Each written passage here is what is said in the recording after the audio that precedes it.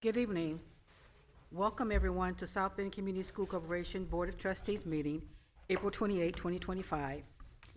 There was one item from closed session that we will move forward at 10.01. It's now 5:35. We are now calling the school board trustee meeting to order. Ms. Hernandez, can you please call the roll? Yes, good afternoon. Mr. Marcus Ellison, Present. Mr. Mark Costello, Here. Ms. Kate Lee, Present. Dr. Sturt Green, Here. Mr. Carlos Leyva, Here. Mr. Bill Snydecki, Here. Dr. Jeanette McCullough. Present. We have a quorum. We can now move forward with the adoption of the agenda. It is recommended that the school board trustee adopt the agenda. May I have a motion to adopt the agenda? So moved. Second. Second. Okay.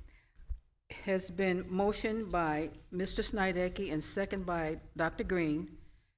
Are there any concerns or questions? Ms. Hernandez, can you call the roll, please? Mr. Ellison, Aye. Mr. Costello, Aye. Ms. Lee, Aye. Dr. Green, Aye. Mr. Leyva, Aye. Mr. Snydecki, Aye. Dr. McCullough. The vote to adopt the agenda passes unanimously. We now move to superintendent recognitions and announcements. Superintendent Eid, please. Good evening, Dr. McCullough, President McCullough, board members, members of the audience. Teacher Appreciation Week is next week, May 5th to the 9th, so principals, please take care of your teachers. I know in the past I used to cook for them. I don't know what they do these days, but please celebrate your teachers. Afternoon, after school Professionals Appreciation Week, 21st to the 25th of April.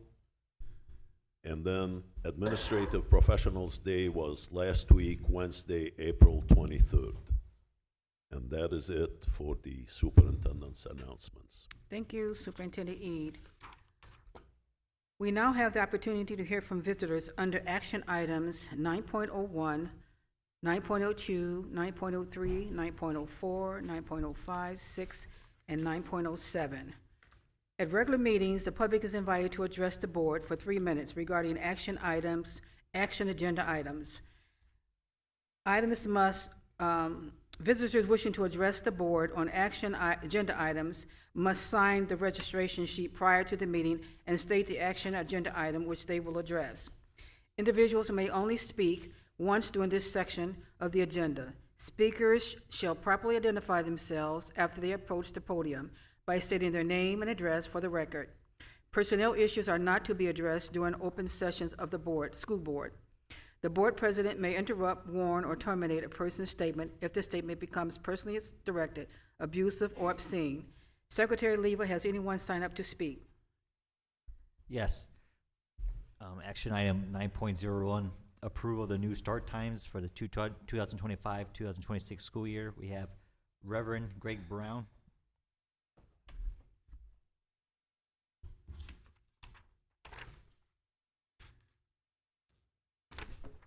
Reverend Greg Brown, 4626 Fellow Street, South Bend, Indiana. I'm for changing that time. In the morning, on the way to open the school, coming down Fellows, I see kids that's not even tall as this podium out there waiting, and people extremely fast trying to get in the Ivy Tech parking lot.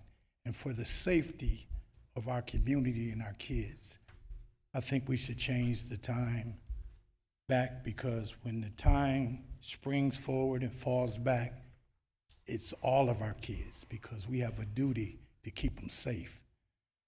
South Bend team, I'm asking you guys to really consider this. I mean, when you got a small kid standing there, whether it's cold, it's dark, the bus driver's doing the best they can to get the kids on the bus as quick as possible. But drive down Fellow Street in the morning between 6:45 and 7:20 and see what you see, and then tell me if they're safe. Please consider that. Thank you. Next, John Krzyzewski. John Chesney, 18420 Crown Hill Drive. I'm speaking for coaches in K through 8 who reached out to me. It seems that there are coaches in the K through 8 buildings that are not in favor of the start times due to the downtime between the time they are out of school and when the other middle schools are let out. Who is responsible for the children during those times? They have concerns. And yet, the committee stated at the presentation that the corporation AD had a solution for this issue, but none of them have heard what the solution is. That idea was never brought up to that board at that meeting. So what is that proposal? Is it even viable? And how do you vote on a change of times when all the information is not present? I don't have a problem with the change in times, but I see some coaches do. Thank you. Next, action item 9.05, approval of Tim Corbett contract. Mike McManus.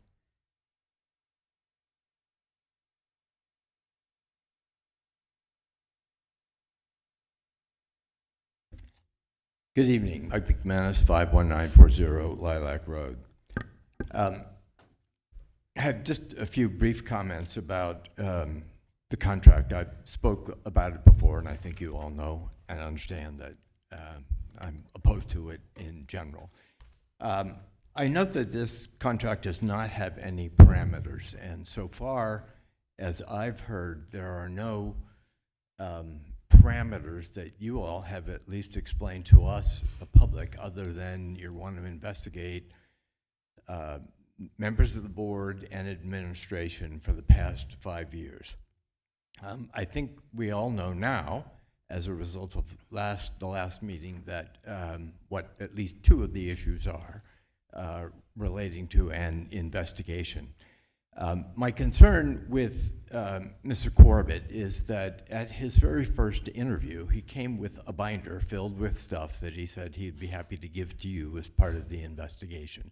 I'm not sure what's in it, but anyone that shows up to an interview with a binder of information that he would start working on by the time he got to the parking lot, I have serious questions about the partiality of that person, and I also whether or not it's even legitimate that if you show up with something and you haven't been given the parameters, what are you going to do? I bring this to your attention because, as we all know, at the end of last week, information about the investigation was given to us by one of the members of the board, and then a great deal of information was written in the newspaper. It's a serious issue, and it's an issue that appears to be not anywhere close to having been investigated yet. By releasing any more information at this point, the board jeopardizes the very essence of that investigation. If there is, as are contended, those type of serious allegations, they need a serious response, not a book full of binders, not a telephone number being put up and people asked to be called in. You need to look at it very seriously. 30 seconds. And if you don't, if information is bled out to the public, either from the dais or through the newspapers, you may jeopardize finding if there is liability, and holding whoever is responsible for that accountable. That's a basic premise. You don't try your case in the press. Thank you. Thank you. Approval of Mr. Joe Spybrook's contract, Mike McManus. Okay. Yeah. Okay. Thank you. 9.07, first reading of revised policies. Jim Hughes.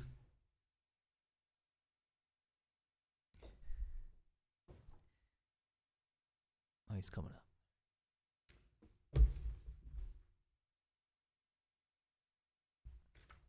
Well, ironically, today I got another tax statement on my house, And from last year, now with this new one, increasing the value of it, it's went up 3 times in a year.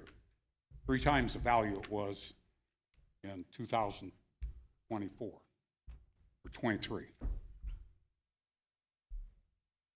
I have read that this new tax break that the governor signed for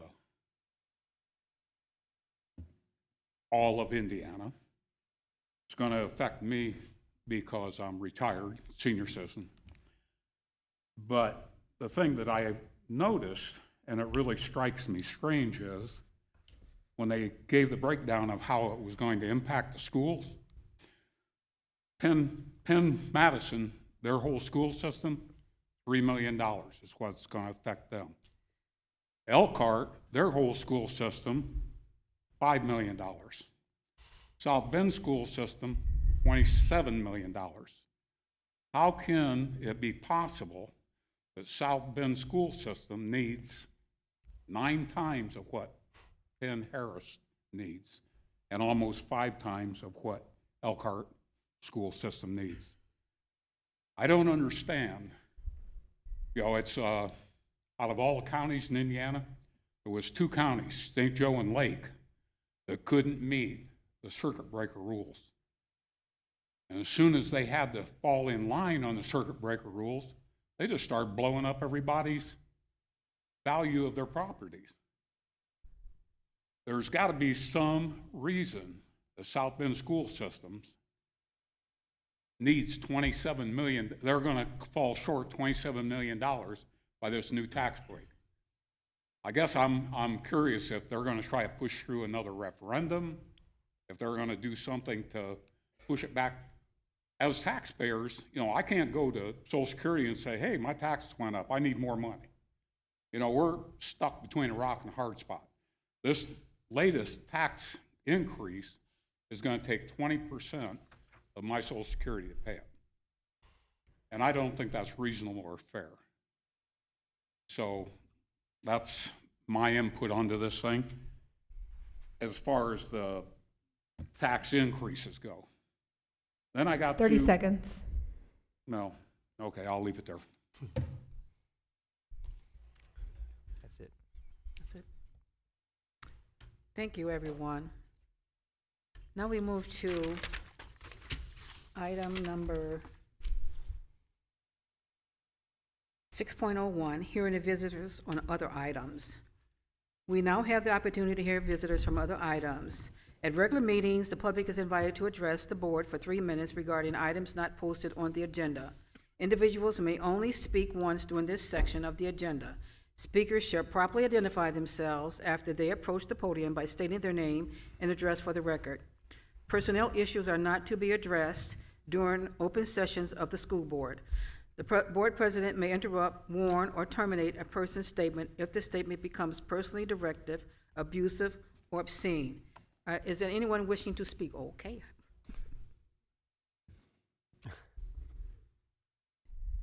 Good afternoon. I would like to thank the entire board and Superintendent Aid for their service and efforts to the South Bend community. Thank you.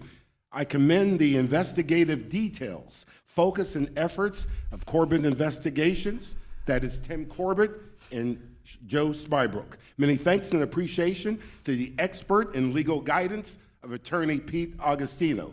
And God bless our entire staff, our community, and our first responders who dedicate their lives to service in honor. Several factors contribute to an organization's success, including strong leadership, clear vision, effective communication, and a cohesive team. Dr. Jeanette McCullough, President, represents and pursues these goals. Most importantly, by the board permitting this investigation to ask questions, it provides many in the community to feel that they had a voice and avenues of communication were open. Although most of the detailed results will be held in strict confidence as an employee matter, I am quite assured that no matter the results, that this board will continue to look forward and immediately meet and rectify these challenges. This is a positive effect of the investigation. This board recognizes the need for two words, responsibility and accountability, among its administrative staff. Responsibility and accountability, often considered synonymous in leadership contexts, actually holds distinct implications for effective team management or organizational achievement. Leadership responsibility is about task allocation and execution. It involves defining roles within a team or organization where each member is tasked with specific duties. Thankfully, this board has identified the responsible party in this investigation and acted quickly to correct the challenge. In the context of leadership, accountability is not just about taking credit for successes. It's about owning up to the failures and learning from them. This openness to recognize and address mistakes is what fosters a culture of continuous improvement. That is what this board strives to do every day. Accountability is about setting an example that 30 mistakes are seconds. opportunities for learning. I strongly believe that this board will represent voices of unity and collaboration and cooperation. As a parent and taxpayer, I blame myself and I blame you, Mr. Public, for standing silently while educational erosion was happening right in front of our eyes. Thank you again to everyone in this community. Parents, we need your help on academic, behavioral, student code of conduct that our staff 3 minutes are up. wants to support. Please, parents, don't count on the school board to help your children. We need, as a former educator, we need your parents' help. Thank you very much. Thank you. Can you give your name and address? People don't recognize you in your suit. I don't think you gave it at the My name is beginning. Robert Smith, and I'm a proud resident of Clay Township, Brackenfern Drive. Thank you. Okay. Thank you. Sorry about the impropriety, my friends. Thank you, school board. And I'm talking to all of the school board. Thank you very much. Thank you. Anyone else wishing to speak?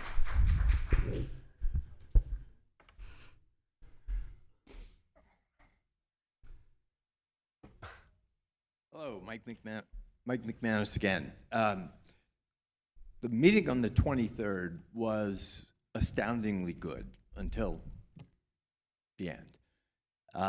That's the school board that we need. I agree with Mr. Smith 100% that the school board needs to be united. You need to take responsibility, and you need to take action for our students. So I said you do, not that they will. That's a great school board. Quote me correctly next time. You do a great job. I didn't say, and it's on the tape for anybody that wants to say, that you didn't do a good job. In fact, I started with complimenting you on how good a job you did on the 23rd. And I'm not taking that back. But what we saw as a result of the end of the meeting was a lot of information and misinformation throughout the community about what was going on. And we need you to be strong. And that sort of information reflects poorly on you. I was here at that meeting, and I thought you did a great job, and my evaluation, my own personal evaluation of each of you and you as a board increased immeasurably. So we need you to keep having meetings and looking out for the students like you did on the 23rd. That's all. And if anybody interpreted my remarks differently, I'll be happy to discuss it with them afterwards. But I think I actually said I agreed with Mr. Smith. So, thank you. Anyone else wishing to speak?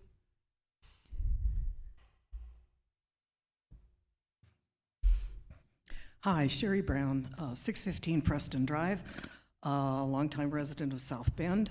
I'm going to go to a different topic that's been bothering me from some of the meetings that I've watched, and I watch online if I'm not here. But the topic is grade changing. And I just want to say that The K-12 teachers that I know, and I've known many, my mother was one, I was one for a couple of years. The K-12 teachers, in my mind, are a very high level of human being. You do not stay in K-12 teaching if you do not love kids and be dedicated to them. College, you can kind of be eccentric in your own little corner, not in K-12. Anyway, I'm disturbed when I hear many times grades are changed. Graduation rates are fraudulent somehow. I don't think a teacher would voluntarily or would change a grade, a fair grade. I do not think that people who are school administrators, who generally are appointed because they are good at what they do, and honorable people, as most people are, I do not think people told individual teachers to change grades to somehow cheat on graduation rates. If this is the case, I would like the people who have said this over and over again to please provide, not me, perhaps your new superintendent, what teachers had to change grades, when, and who told them to do that. And I think it's a rumor. Someone told someone that an administrator pressured them. There are all kinds of things that happen to change grades. A student hands in makeup work. A teacher might lose makeup work. A parent calls. They find the makeup work. A grade is changed. All kinds of things can happen with individual students. I would like to hear specifics or have them turned in to your superintendent. Who are the teachers who were forced to change grades, and by whom were they told to do that? I think teachers are honorable. I think administrators are honorable.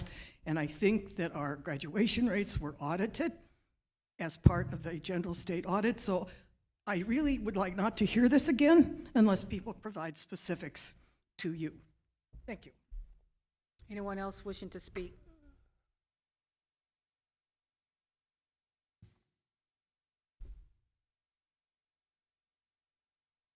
Paul Nassas, 51680 Orange Road, using my First Amendment right. What I say should not be held against me, my family, or coworkers. I've been reading all the news articles recently about the Brown School renovation. There's been so many statements on what happened. Now, as most of you know, I've been attending most of the meetings, all the meetings from board meeting, facility master plan meeting, building disposition, and so on. I was present at one board meeting when Ms. McCullough, Dr. McCullough now, Ms. McCullough was asking Ms. Fowler about the sale of the old administration building to the city. It was said that the building would sell for $2.8 million, and out of that, they would use $2.3 million for the renovation of Brown, and the remainder, $500,000, would go back to the classroom. Ms. McCullough asked again, and she said, that's all you're gonna spend on the renovation at Brown, $2.3 million. Ms. Fowler said, yes, ma'am. So now, it has been stated that the board, at that time, passed a $5 million budget for the renovation of Brown, and then there was also something to do with special procurement being done, so there was no need to put jobs out for bid.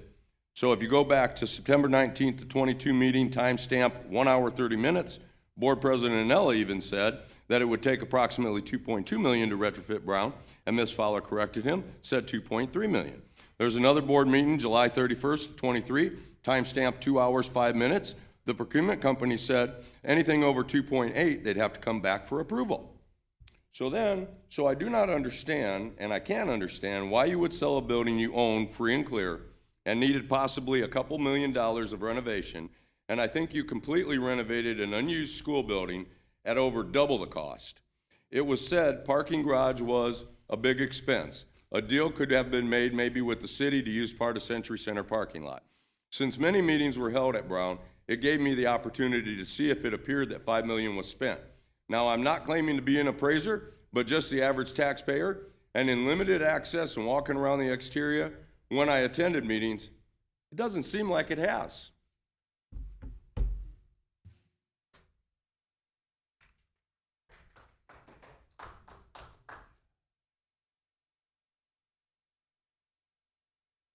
Reverend Greg Brown, 4626 Fellow Street. First, Dr. McCullough and Superintendent E, I want to say I appreciate the board because it's hard to get a team to get together and to be Team South Bend and be transparent to build us back up. I'm from South Bend. I live in South Bend. My kids went to school in South Bend. So this is real important to me. I take my job serious, and I know that none of you sitting up there is going to be a millionaire doing this job. If you didn't love the kids in this community, you wouldn't be there. And I strongly believe, with the leadership of Superintendent Ede, that you're not going to give less than your best. I feel that you guys are dedicated, not obligated.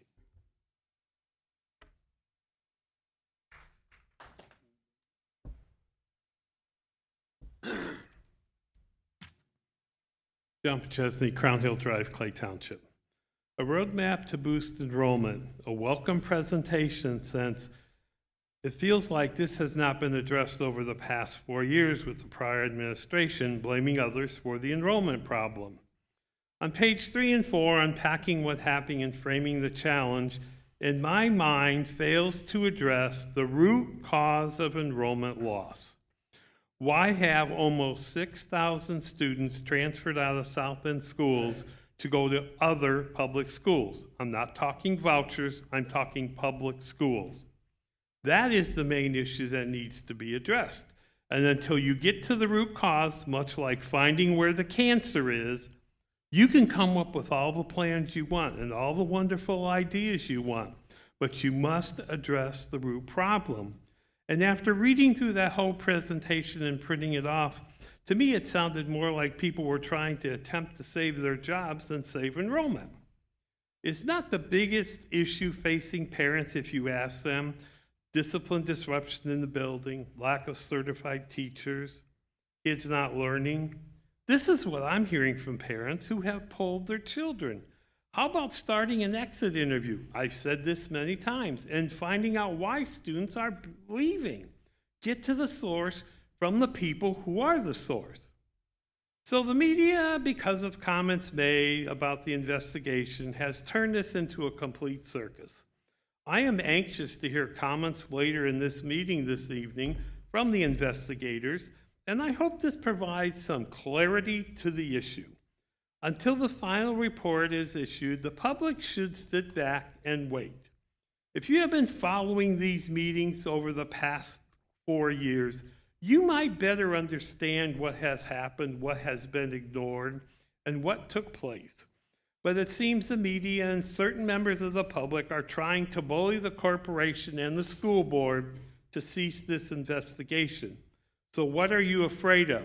The truth? I wish the investigation would go back to every contract under $50,000 for the past 4 to 5 years, see what was paid out, and see who might have benefited from these payments. There has to be more. I'm sorry, there were plenty of rumors circulating before. Now, that would be enlightening. And if I remember, what happened to the constant reminder, it won't cost more than $2.8 million that was brought up time and time again at the board meetings? It's a lie that it never was followed. Anyone else wishing to speak? Thank you, everyone. We now move to academic focus, 7.01, enrollment update. Are there anyone presenting?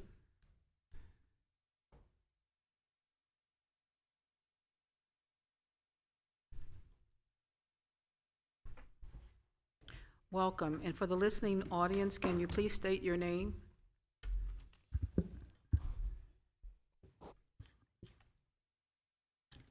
Good evening. President and Dr. McCullough, Board of Trustees, we are eager to share the work we've been done and the thinking behind the work with you all and the general public. More important, we want to, I need to put this. Okay. More important, we're looking forward to hearing the feedback, critiques, and suggestions for us to improve. My name is Bo Yan, and I joined the corporation in last July. I lead the data and the technology departments. Oh, forgive me. Go ahead and introduce yourself. Good evening. My name is Varessa Davis. I, like Dr. Yan, started in July of last school year, the end of the start of this, I should say, this school year, and I'm currently the Director of Enrollment, Curriculum, and Literacy. Good evening to the board. Thank you so much for the opportunity to discuss enrollment with you this evening. My name is Andrew Getz, and I am the Communications Director for South Bend Schools.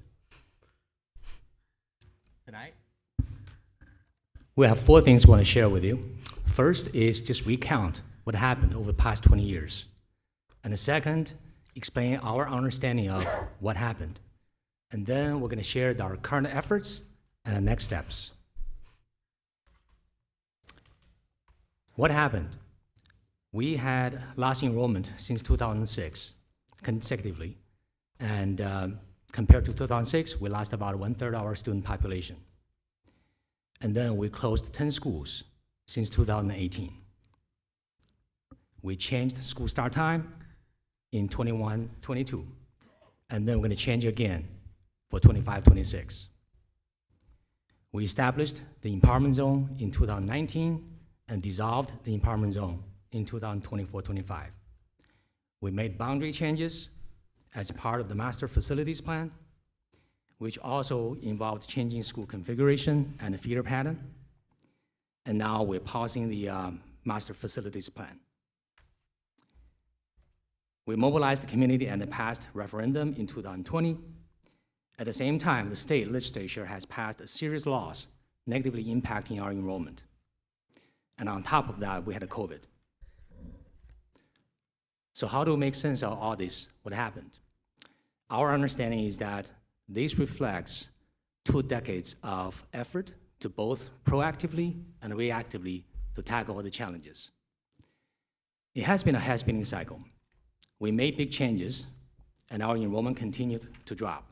And then we make another round of big changes. Despite the good efforts and good intention, this has brought a lot of disruptions and confusions to the families, staff, and the students, and also compounded the issues we're facing. We have both external forces that are pulling students away from us and also internal deficiencies that are pushing students out of the corporation. So the key is really to identify those forces and internal deficiencies and understand how each of them independently and collectively impact parent decisions. Once we identify those, there will become opportunities for improvement. We have identified a few areas we think we have deficiencies. That includes transportation, communication, student behaviors, customer service, school culture and climate, and also enrollment processes. The last one is the constant disruption and the changes. Okay, I don't think we have that one. Yes. So continuous enrollment growth is very similar to continuous improvement when we think about academics. And so this slide is representing our phase plan that we are, or I should say have been working on to put into place. So we're gonna stabilize, we're gonna recruit, strengthen our foundation through research, legislation, and collaboration, and then last but not least, we're gonna advocate for our students and families. We have worked to stabilize and systematize operations in regard to enrollment, and we're doing this by sequencing needed improvements strategically, but not necessarily simultaneously. So our district growth has to be managed much like a campaign. So we have milestones and we have leaderships, milestones being the different stages, and leadership being the influence and the guidance. And if we don't lead enrollment for South Bend Community Schools in that way, it's gonna collapse under its own weight. And so knowing what to do and actually executing it, those are 2 different things, and those are some of the roadblocks that we have run into.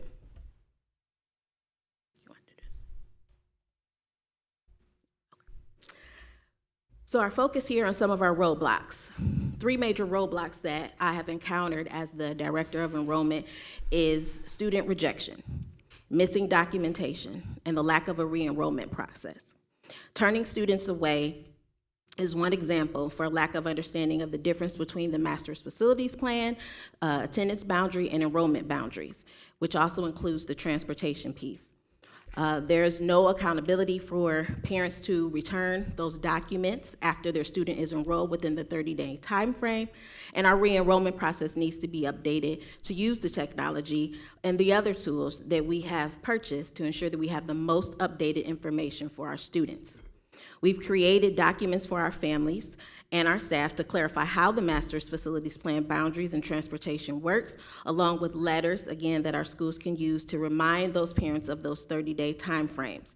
And we're currently collaborating with the tech department to update Power School enrollment for our required re-enrollment process.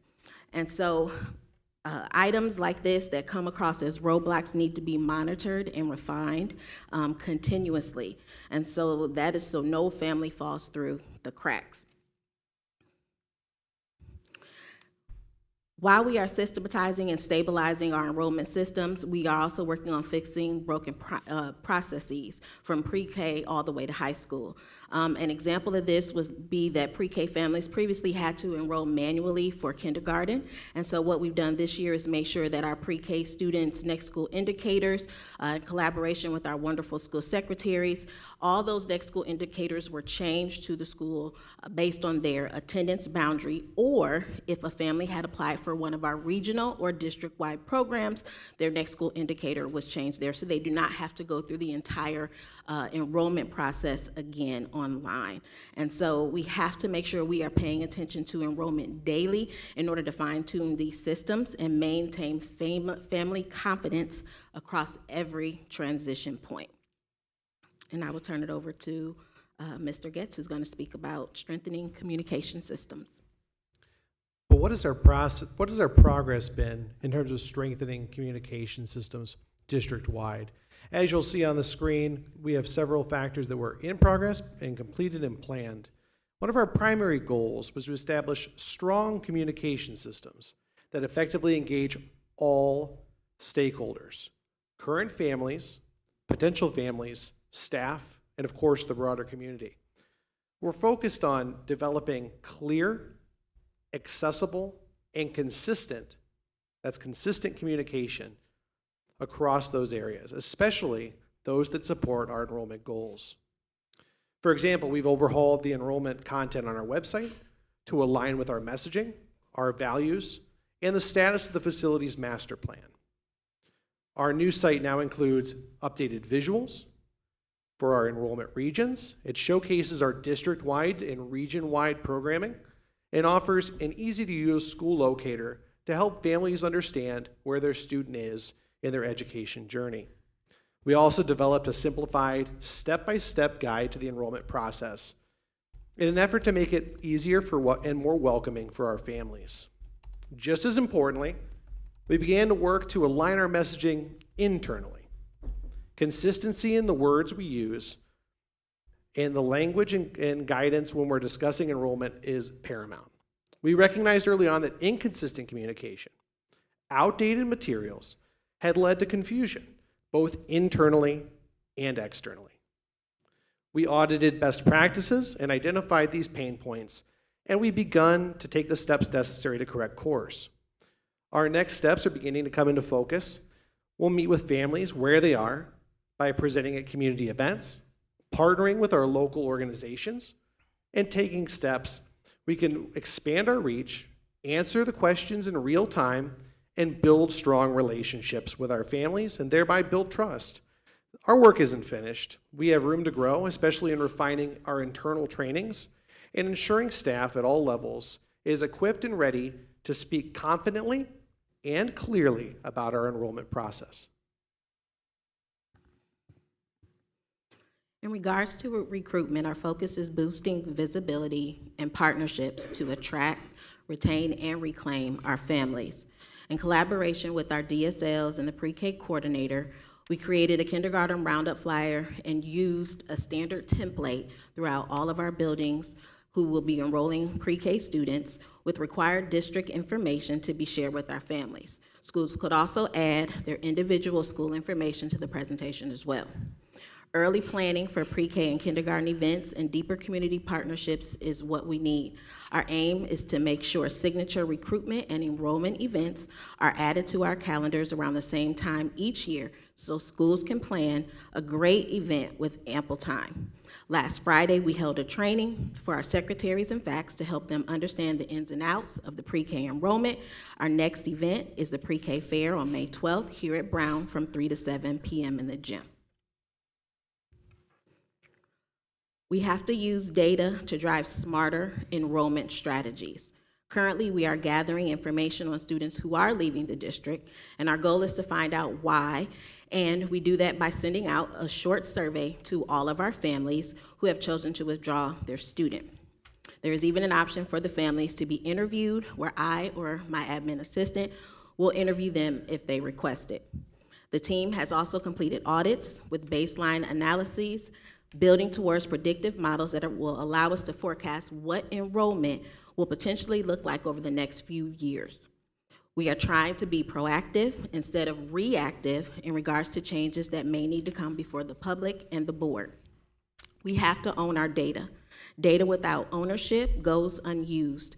The team and I are working to ensure that data translates into action before it's too late.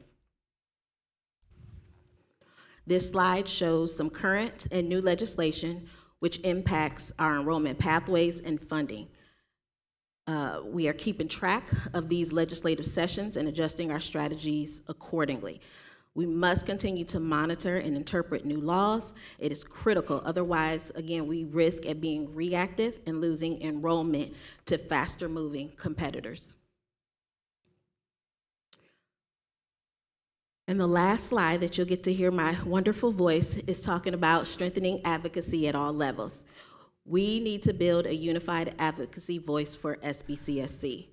Advocacy efforts have strengthened through increased district engagement with federal grants and programs tied to new state and federal post-secondary readiness priorities.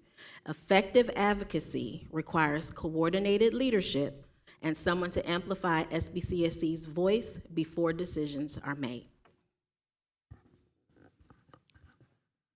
Now I want to highlight some of the tasks, 3 tasks we completed, and 4 tasks we are currently working on. First, we finished the pre-K to K rollover. As a result, parents no longer need to do the online application again to get enrolled in kindergarten. And second, we updated the enrollment website. And third, we launched the online exit survey to collect feedback from parents who left the corporation. We're currently working on re-enrollment to get the most recent information about their students' next school enrollment plan, their current address, and their transportation needs. This information, we need to make sure is up to date. That's vital for transportation. At the same time, we're also working with transportation to improve efficiency in the routing and ridership. We continuously work with multiple departments, improving our communication to schools and families. And last, we are currently working with 2 Notre Dame graduate students, working on some in-depth interviews with families who left us over the past 2 years. And one of the students today is sitting in the back, Sophia, and another student is Bridget, and I want to thank them for their effort. They spent hours discussing with us on the sampling strategy, on the interview questions, and they are in the process of reaching out to families to recruit them for the study. What we're trying to accomplish with all these changes is twofold for this phase. The first one is increase our student retention. The second is improve our satisfaction from staff, families. But long term, we need to do 2 studies. The first one is a long-term enrollment projection. We right now only do 1 year projection. We need to do 5 to 10 years projection to look at not only the cross-year retention and the live birth, but also the city and the public sector and the private sector's economic development, and also the city's housing development plans. We also need to look deep into our boundaries and understand the programming at each school. So we have a balanced enrollment between schools. And this effort is critical because it not only helps us improve enrollment, but also helps us balance choice, diversity, and equity. And to me, probably the most important thing is the information from the studies will help us balance stability and improvement. While change is absolutely needed, we need to be very careful, thoughtful, and methodical when we implement major changes. Because on the one hand, we already have a community that's pretty wary about all these changes. And we need to be cognizant that any change we make, no matter how small we might think it is, could impact some families and the staff significantly. And second, enrollment is very complex, and it impacts various aspects of the district operations. Major changes will inevitably introduce disruptions and confusion, and oftentimes are difficult to unwind or reverse. If we don't have a solid understanding of the problem we're trying to tackle, and also the ramifications and implications, we might be able to solve some problems, but introduce at the same time, introduce unintended consequences. So that concludes our presentation, and I will look forward to your feedback and critiques. Thank you. Anyone have any questions or concerns? Mr. Costello? Thank you for your presentation. I thought that you're on the right track. You're doing some things that that I don't think we've done in the past, as far as getting that personal with people and trying to find out why people are leaving our system. Obviously, it's a much better way of looking at it and performing than putting a couple of billboards on this up saying how great our school corporation is. Because really, the bottom line, the real people who do the advertising are parents or people connected with the school. They're the ones who go out and tell their friends, hey, South Bend cares about our kids, or they're getting a great education here, or something to that effect. So going in this direction, I think, is the right way to go. But, and here's the but.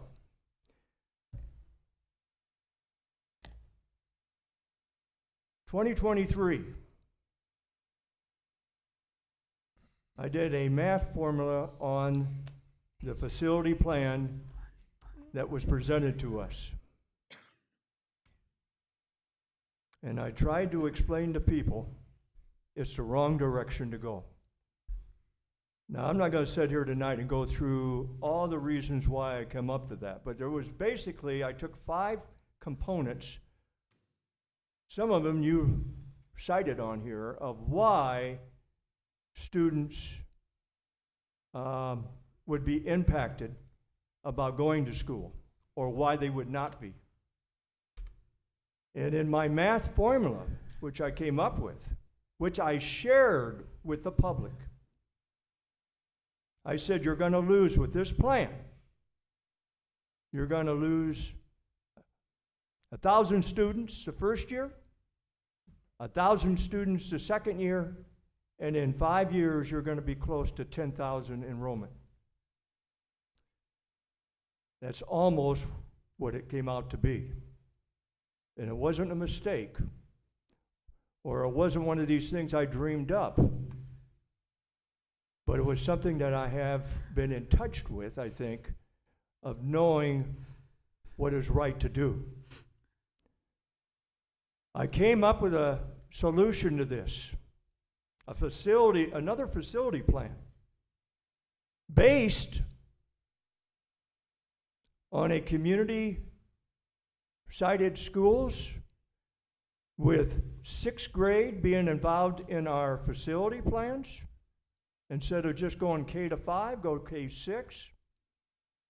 And then having 3 middle schools with 7th and 8th grade. Very little, if any, boundary changes. The impact, though, comes from one big issue that you did not address tonight. And I'm going to.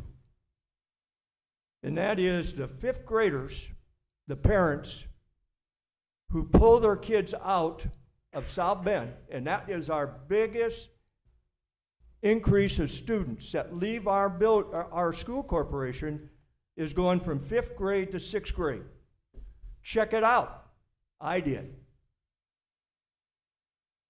And the reason why? The perception of middle school, 6th, 7th, and 8th is very poor in some people's eyes, the parents' eyes. There's probably, it's a perception. I don't think it's reality per se, but with perception, it's what people think is the truth. That's the reason why, if we really are really interested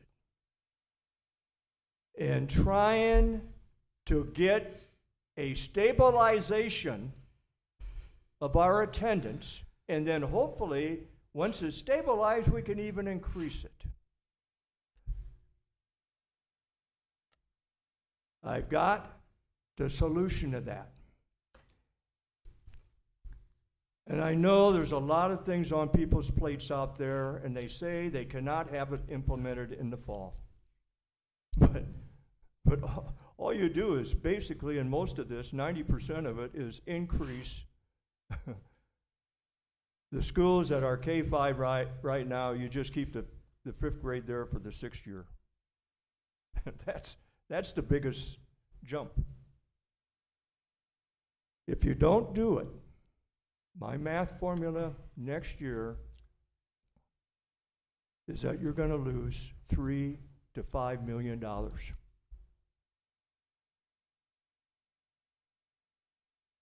That right there should be sufficient to get a lot of people really looking at it and seeing what they can do.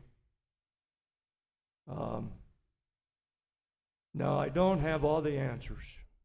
I really don't. But I've been very good about projecting enrollment sizes. And we're in a situation, I think, that you really have to take everything seriously. And I might not have all the things down 100% the way people might want them, but it's a strong foundation, not only financially, but from an academic standpoint, where you get more consistency in the grade levels in South Bend. Instead of having some of our schools K-8, K-5, K-6, all this kind of rigmarole. One middle school is now 5 through 8. That is a reckoning for disaster. Because in a corporation our size, you need consistency.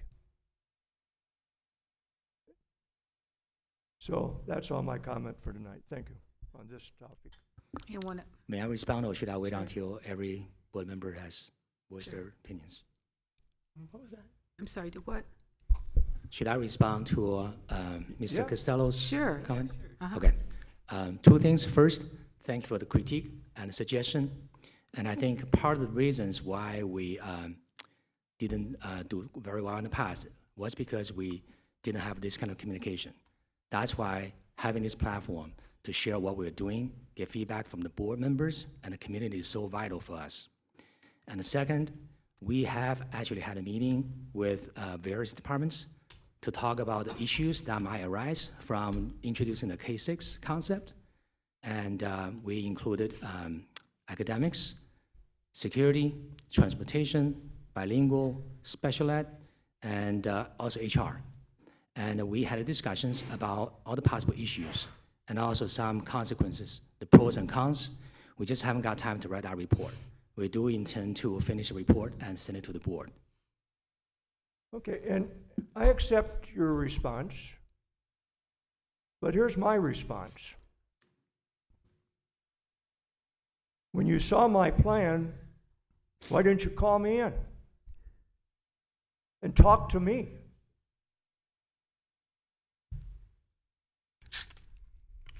May I respond? Help yourself. Okay, because according to the board policy, we're not supposed to contact the board members directly. I'm sorry, you're not Until- supposed to do what? Contact the board members directly until it goes through the chain of command. So I understand that the board had a discussion on the topic, but I was just simply following the policy. Well, that might have been the old administration, prior administration to this one. But again, and I am not doubting the information you've given us tonight, and I'm not doubting your sincerity and the direction you want to go for next year. I'm just saying there's an alternative. And if you don't look at alternatives, after sitting down and maybe talking to a few people, finding out that it could be done, or finding out it can't be done. But at least my problem with the last administration is that any information I tried to give them, they never listened. No one listened. And then I make a prediction, and it comes true. And it's going to continue to come true until my feeling on it is that we actually do something structurally with how to address certain things in South Bend in our school system. It would save the taxpayers, and this is the thing. I mean, we got a state who's going to take away our local taxes from us, and we don't think we're in a financial crisis, and anything we can do. But the main point I can address in this, if you would ever give me the opportunity, is the academic portion of it, which I focus tremendous amount on the middle school age student, 7th and 8th grade. Thank you. Anyone else? Ms. Lee? I have a counter proposal to Mr. Costello's. I like the idea of 6th, 7th, and 8th being in one building, but I think because the transition point is difficult, much like they've done high school freshman academies in different places, I think the idea of a 6th grade academy is something that could be explored without reconfiguring buildings and giving kids an on-ramp and a place to come together when they're coming in from multiple elementary schools to get to know each other, which in turn then strengthens the sense of community in 7th and 8th grade. So just going to put that out there.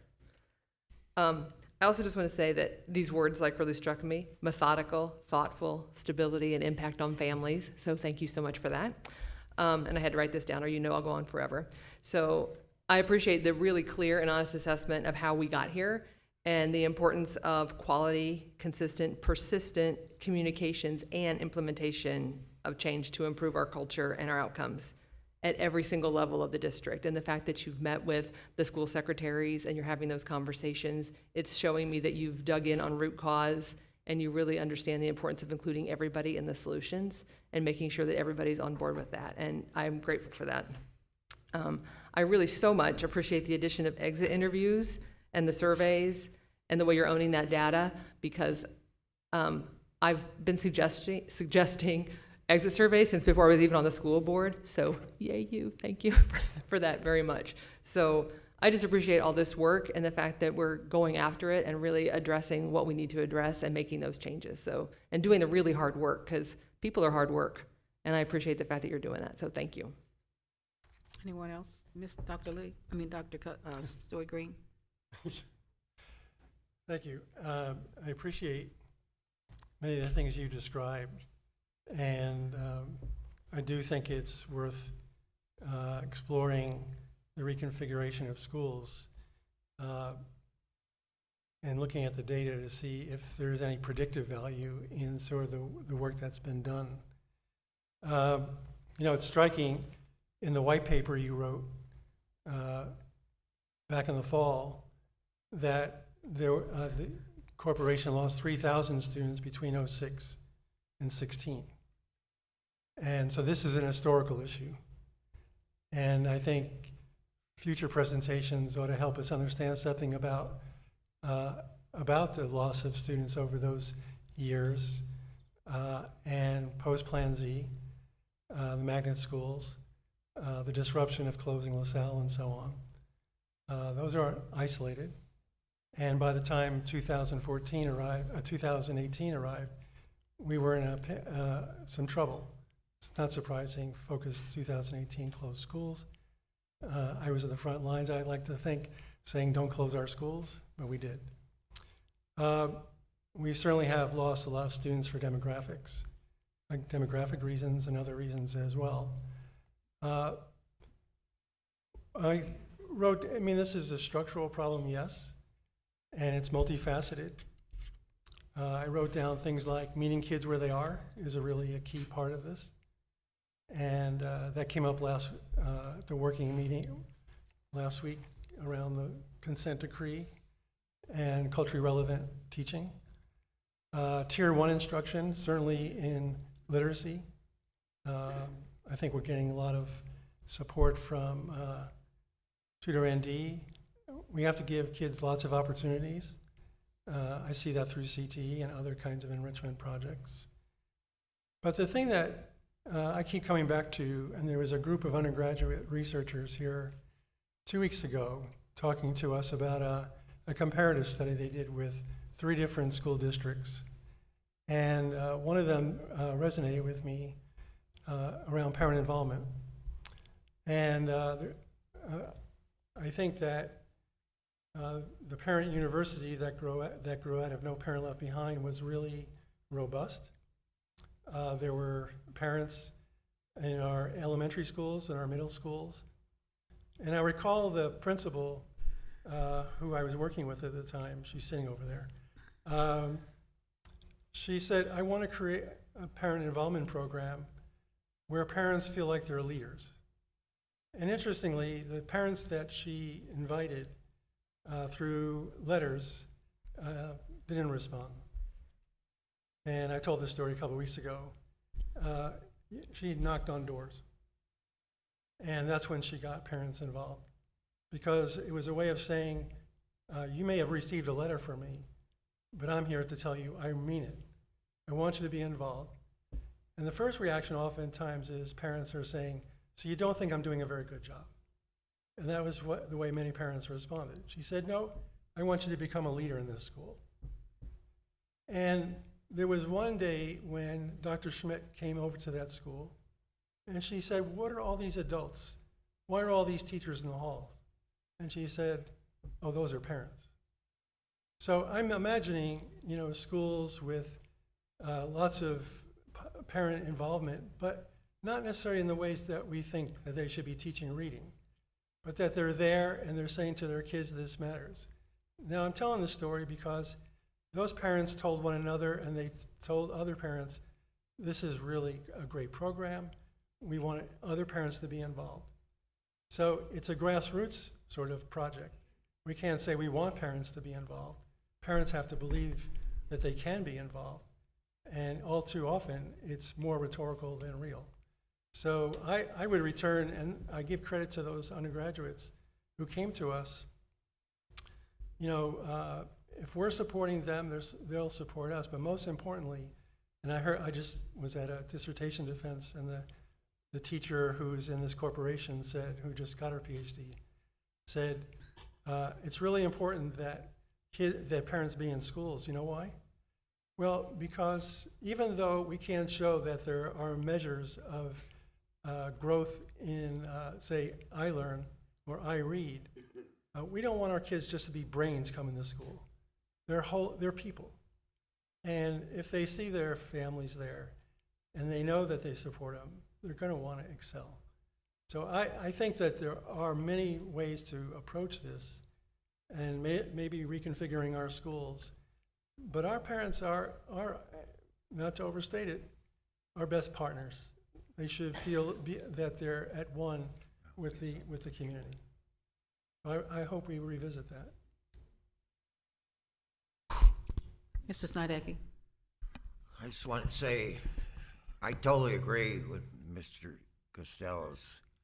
If you look at statistics, we're losing most of our kids from the 5th grade going to the 6th grade. When I was on the board before, they moved 5th grade into middle school, so it was 5 through 8. That was a disaster. And so now it's back to 5th grade, and most schools, like he said, some schools are even K through 4. Well, we have to be consistent. And his Penn in Mishawaka, theirs are all K through 6. And that the maturity of that child is a big jump between that 5th and 6th grade. So when they're done with that 6th grade in primary, they're ready to go into that junior high. And the development of their brain and everything develops in that stretch between the 5th and 6th grade. And so that's gonna be a tremendous difference. I wish you could get it going this year. I think that it is a simple solution, but it's still, I don't know if we have to get a deal. Do we have to get state's approval on that or not? DOJ, yes. Yeah, well, see, that's where the holdup, and we got so many other things we're trying to get resolved too, so I think he got an excellent idea, and it just makes a lot more sense to put our 6th graders back, keep them in primary. You wouldn't have, none of them would move. I think the parents would like that, to stay in the same school they've been in for the last 4 or 5 years, you know, so, and as far as the comment about chain of command, it's in the policy. Now, we're not getting rid of the chain of command, but it's a voluntary basis. You could come to speak to me or any one of the boards or the superintendent. There will be no retaliation. I don't know how many times I think I said that at every meeting. So we're going to put it in writing. No one has to worry about retaliation. Mr. Costello, go shake hands with him afterwards, and you won't get retaliated against, okay? Just a quick comment. It's really not about retaliation. It's really about making sure, because board members have so many things on their plate, and we want to make sure that anything that's presented to you has been coordinated, so we don't get overwhelmed, because there's so many things to attend. And I think our goal is to help you, focus on the most important thing. So that's why, I think regardless of whether this policy is in place, I would still approach to Mr. Yi, the superintendent, to discuss with him and then figure out what's the best way to communicate to the board members. But we hear your message. We definitely will make adjustments and get back to you.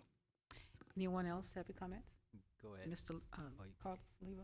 Yeah, I mean, I guess I would just say, just from a practical matter, I don't, Mr. Costello, you still keep saying you think this is something we can do for this coming school year. To me, I think we're well past the point that if we're going to do that, we need to vote on it then, because I don't see it, it's not proposed as an action item for the next meeting. I mean, we need to either write up exactly what you want to do and vote on it, or we need to say we're going to look at it for the following school year. I would. May I comment? Yeah. Probably about 2 or 3 weeks ago, I was really thinking about putting it on an action item to go with that facility plan.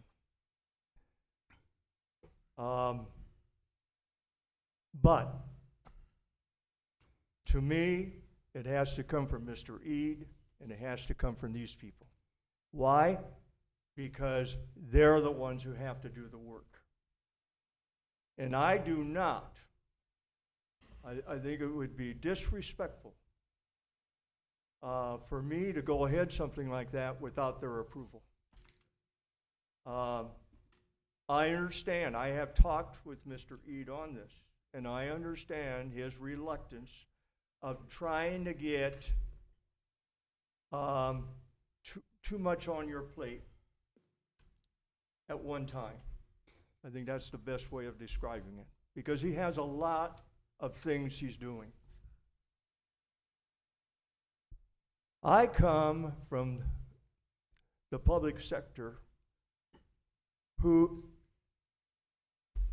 I have been very focused on the financial aspect of our school corporation.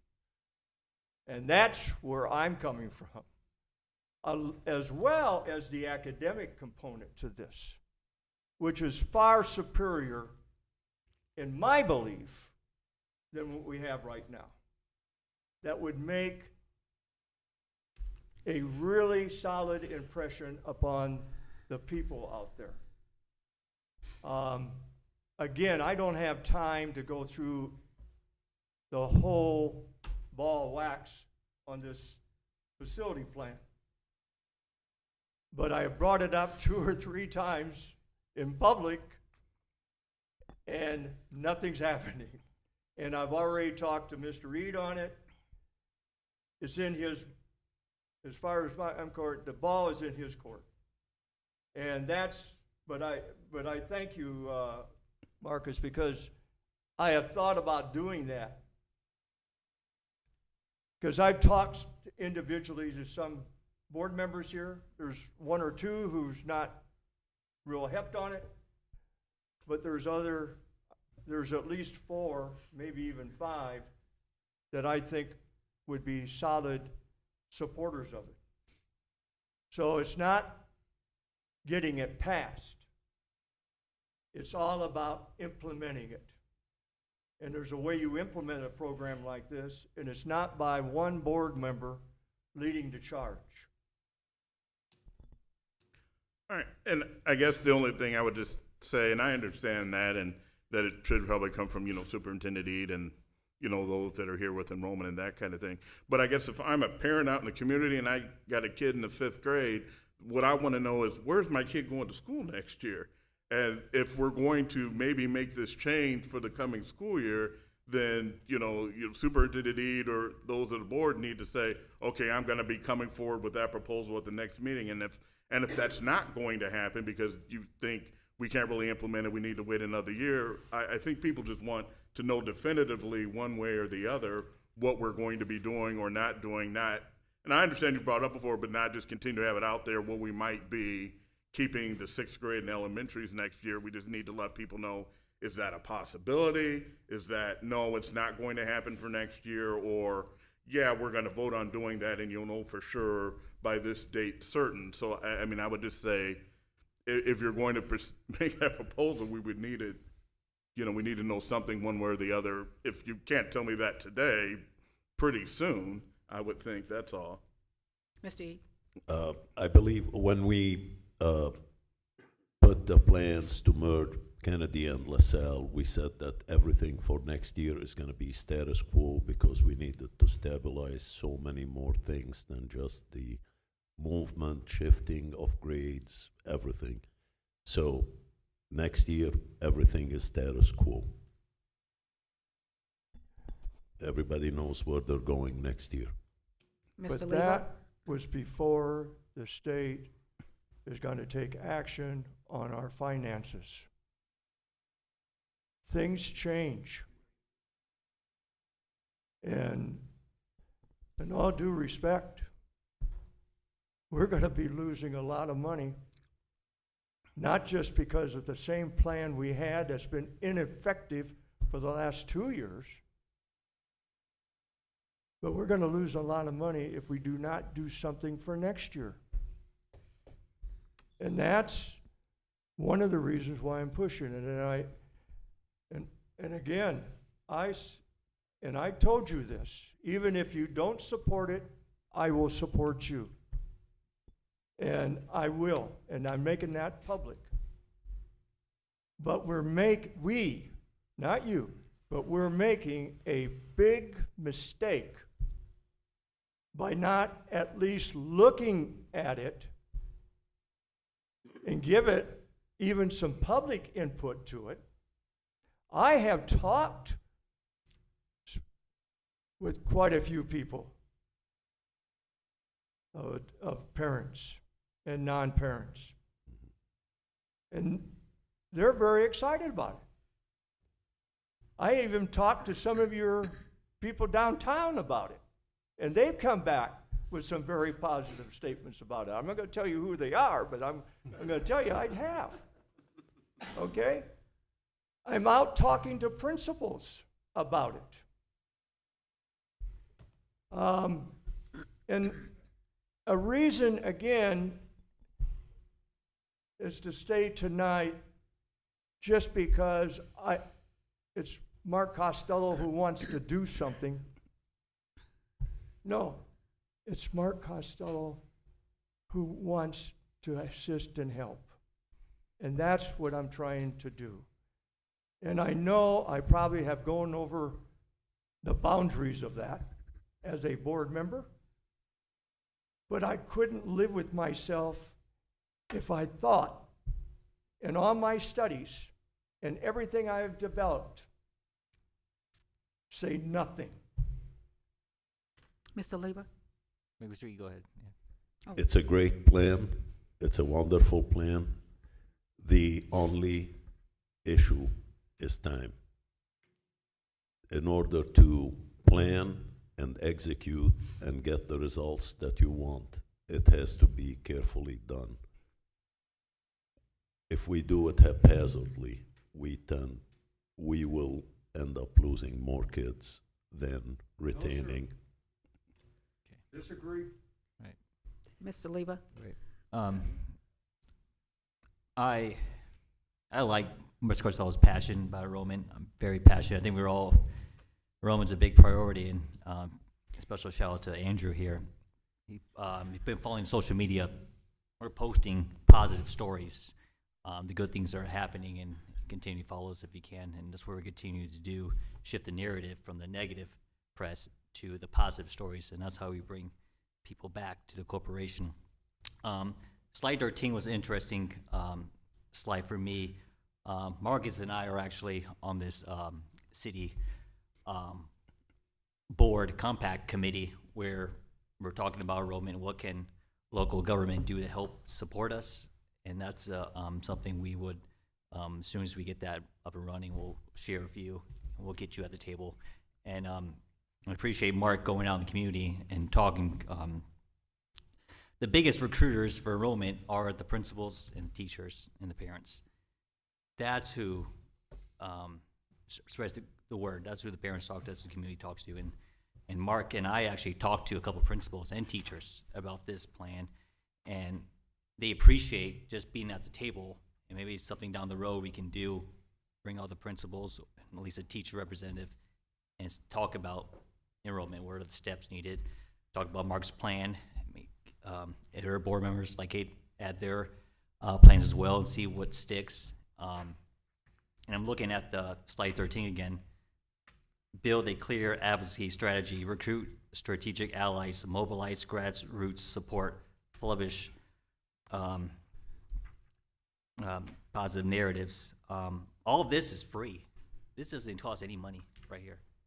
And there's people on the community who want to help, and only one, I can think of a lot of people who want to help, but there's people out there, we got to bring them to the table, who want to spread the good news, who care about enrollment, and that's what we need to do, and hopefully we can get that going.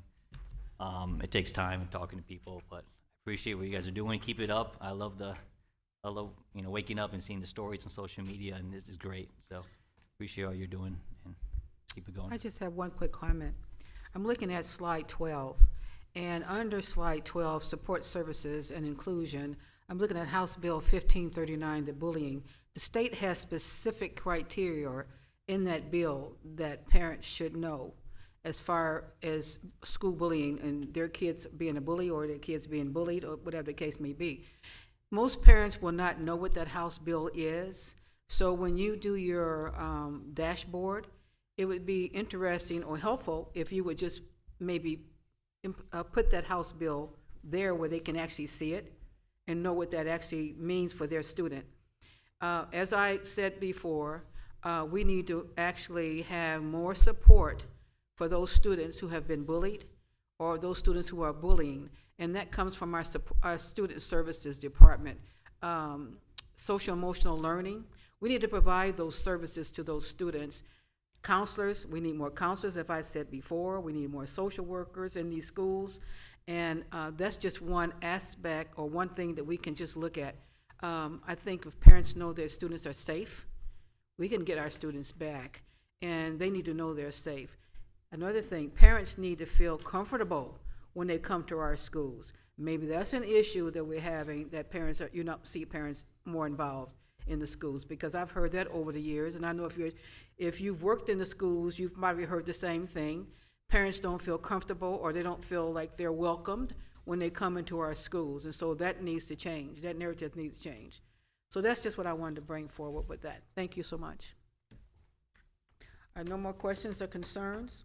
I just, and again, I don't really have I'm still not 100% clear whether we're definitely leaving things the same for next year or maybe considering implementing Mr. Costello's plan for next year. And I don't, you don't want to put in a spot, so I'm not saying we have to have an answer right here this second, but, Superintendent Need, if you can either put something out to the board or to the public or something one way or the other, just in light of Mr. Costello asking you to reconsider in light of the changes, if that's going to be possible, either saying, no, we're going to stay with what we are for this coming year, or we're going to consider these changes and we're going to do so, obviously I would say we need to do all that pretty shortly, and just let us know, pretty soon, one way or the other, just so, again, if I'm a parent, I got a kid in the 5th grade, and I'm asking where they're going to be at school next year, that I can feel 100% confident that I know that, or that I'm going to know that really, really soon, one way or the other. One thing, if this board decides that they want to implement the plan this coming school year, we're in April right now. Something needs to happen within the next few weeks, because when parents are looking for a school to send their children, or if they're looking for their students to be in the same school that they're in now, they need information. So if we're not going to put that plan in place this school year, maybe we need to take a close look at it for the following school year, which is the 26-27 school year, to give parents ample time to make decisions on what they want to do, and then this corporation to make sure that we are actually doing things strategically. So we need to make a decision if we're going to do something this school year. We need to have those conversations and not leave people hanging. So that's just my suggestions. Superintendent Ede, what is your comment? We can come back and with a final presentation in 2 weeks, and we will study all the logistics behind shifting the grades. We will see how long it will take to get a response from the DOJ, because that will also determine how fast we can move. However, we will take every possible step to move forward, and if it's going to be practically impossible, we are going to present everything to you and have the board make the final decision for the people. It has to also appear on our agenda so the public can have a chance to speak, and then we have to make sure that this will not affect transportation. Okay. One more thing. The DOJ, there is nothing in the plan that changes anything, that boundaries that we have right now. It's replacing, maybe moving one school system over or something, but there is nothing there that's inconsistent than what we have right now. That's the reason why, and I've asked Joe Summers to look at it that way, and he didn't find any problem with it. And there's several other people I've asked about that. And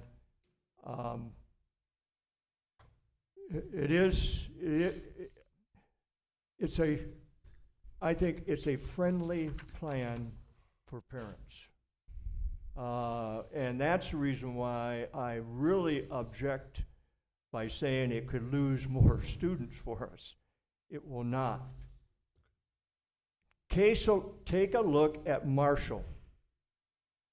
They went from 5th grade to 6th grade, didn't have hardly any loss of students by moving their 5th grade to 6th grade. That's just one example, what I'm talking about.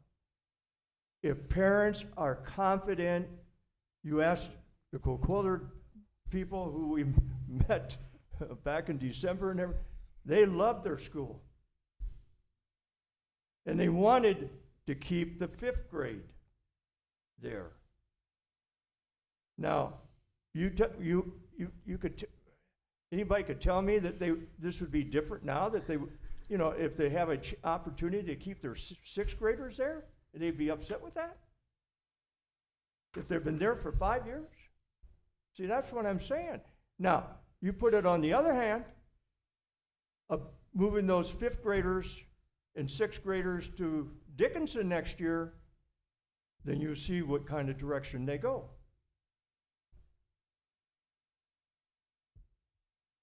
You know what's wrong with your plan? You didn't name it, like Dr. Raymond named it, Plan Z. You need to name it Plan He did 5, name it. 6. Plan P. Plan P Part 2, I think. All right, we want to thank the board members for your critiques Any other and questions or suggestions. concerns? Any other questions or concerns? We now, thank you. Thank you.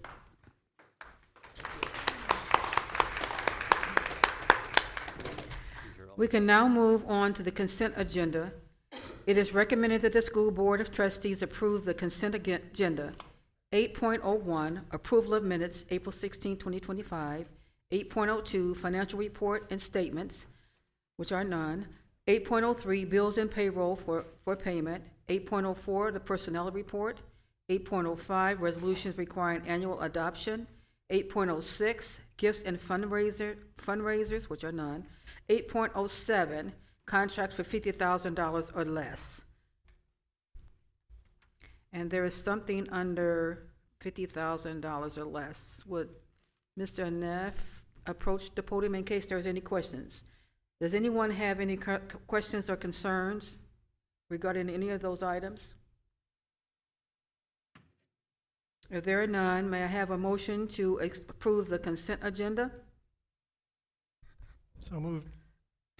Is there a second? Second. It has been motioned by Dr. Green and second by Mr. Costello. Are there any questions or concerns again? Hearing none. Ms. Hernandez, can you please call the roll? Mr. Ellison? Aye. Mr. Costello? Aye. Ms. Lee? Aye. Dr. Green? Aye. Mr. Leba? Aye. Mr. Snedecki? Aye. Dr. McCullough? Aye. The vote to approve the consent agenda passes unanimously.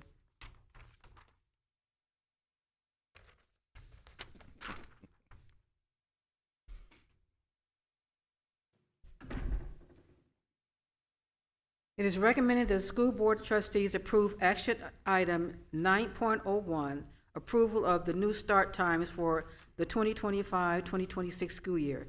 Do I have a motion to approve action item 9.01? Got a comment. Approval. Sorry, Mr. E, did we clarify the K-8 start time? The K-8 start time, you're referring to CIA Yes. requesting a different start time than Right. everybody else. Yes. They were accommodated this year. We contacted the transportation, and I believe they can extend that to them next year as well. And we Do I did have have- a conversation with I met with Dr. Garcia on Friday and her team, and they are unique in their enrollment in that their 7-8 is stronger than other K-8s. That's the differential because they've been in existence for a while longer. And so they are advocating in support of the change in their start time to mirror high school. And so we are going to accommodate them? Or did I just hear that? Yes. This year, 25, 26. Yes, sir. Thank you. Want to make sure. Thank you. I think you're doing the customer concerns backwards. Okay, do I have approval to approve 9.01? Do I have a motion to approve that? So moved. Have a second? Second. Now, this is where the questions and concerns come in. Are there any questions or concerns? It's been motioned by. I did have one. So we're doing exactly what was presented 2 weeks ago, except Clay IA is gonna be with the middle school instead of the elementary? That is Because correct. it's just not as an attachment, so I just wanna Correct. make sure that I'm understanding. Correct. Okay. All right. Okay. Two-tier. Okay. Huh? This is still a two-tier thing, right? Yes, sir. Yeah. Elementary, 7:30, middle school, high school, 8:30. Yeah, and I know Mr. Brown out there questioned at the time, I don't, most of kickback I got from the public were the two-tier system. I'm not sure what he was talking about. Did that involve Rise Up or, and I guess if one single school, just like the K through 8 at the thing, if there's some concern about a certain school, I imagine you might be able to make arrangements with this two-tier is, I think, the best all around. But there's probably complications, just like the one I mentioned to you. And that, I don't know if you did anything with that or not, but that has to be up to you and the transportation people. So I think the two-tier system, I'm all for that. So I'll make a motion to, did anybody make a motion yet? Mm-hmm. Yep, Ms. Yeah. Lee and Mr. Costello seconded. Okay. Okay. Any more questions or concerns? Mr. Hernandez, can you please call the roll? Mr. Ellison? Aye. Mr. Costello? Aye. Ms. Lee? Aye. Dr. Green? Aye. Mr. Leba? Aye. Mr. Snedecki? Aye. Dr. McCullough? Aye, the vote passes unanimously.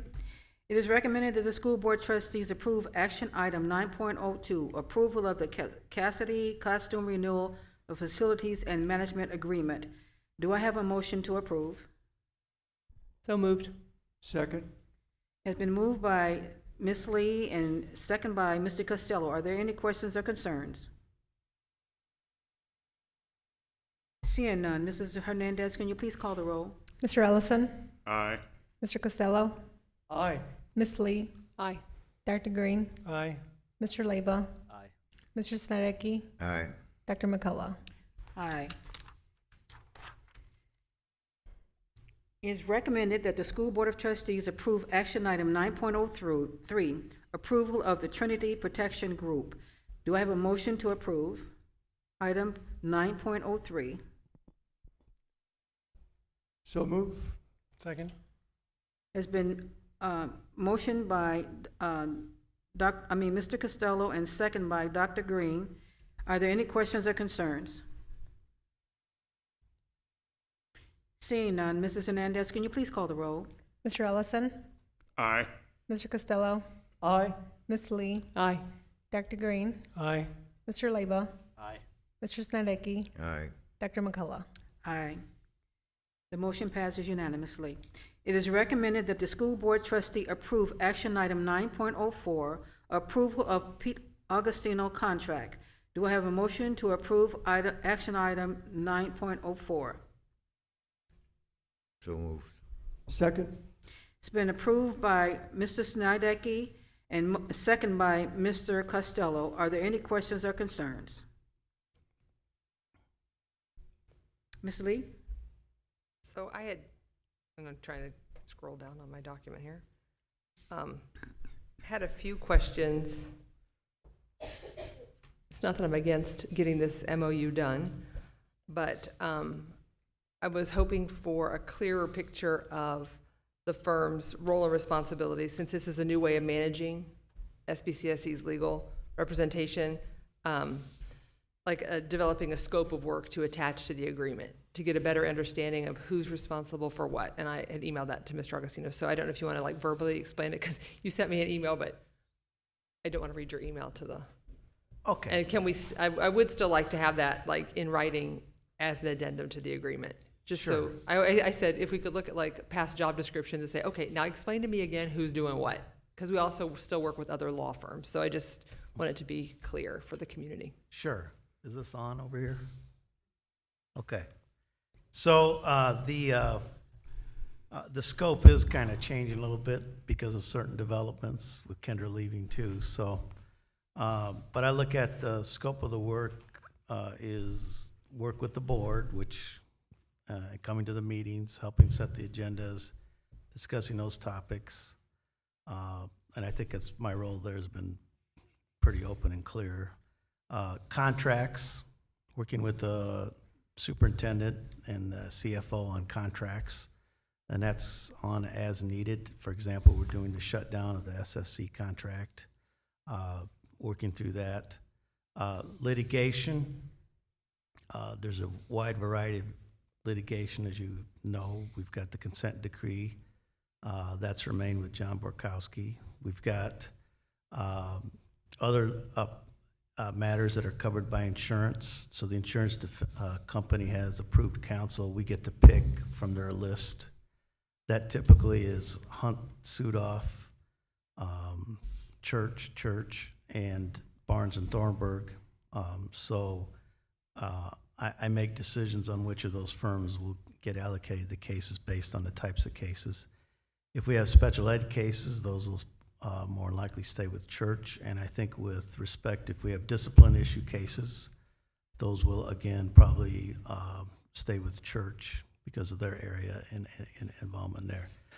Those are the main areas. If day to day, you have, I think, capable staff on employment issues, but I'm pretty well versed on addressing those if we need to on the wide range of employment issues. So that's how things will play out in a big overview. And you would be the key point of contact at your firm that everybody in the corporation would reach out to directly. Is there any kind of channel for that? Like, I think most people have my cell phone number, and put it in neon on all the signs. 574-876-3955. So superintendent has it. He reaches out. Other people reach out. Email. I have it. Ask me. So yes, I would be the main point of contact. Any other questions or concerns? Thank you. Go ahead. I was just wondering, so who's doing the stuff that Kendra Key was doing? Is that you, and then you're farming it out, or? So some items, one of the things that she did was the APRA request. So she was on, so the school corp looked at before she left, she was actually involved in selecting a vendor for a program that handles that. And I have an associate in my firm that's very well familiar with that program because we use the same thing at the county for processing that. So that's one large volume of items that I think we can process in a more efficient way. That'll be handled between Pam and an associate in my firm using a new program. I don't think it's been up yet for approval, but I think it's forthcoming. As far as, I did go over with Kendra a list of active items that needed attention. I think items such as involvement of our school employees as witnesses in cases, which happens from time to time, I would jump in and handle that. Although on some cases that were existing before where another attorney had been involved, I've left that with that attorney. And then I think it's a combination of either Rhonda Ross, who still works for the school corp, who came over from the zone. She's addressing some issues, and I'm addressing issues that come up day to day. So. Any other questions or concerns? I would just like to, if we could still get that in writing at some point to attach to this. Sure. And I would vote yes on this on good faith that will happen. It will happen. Okay, thank you.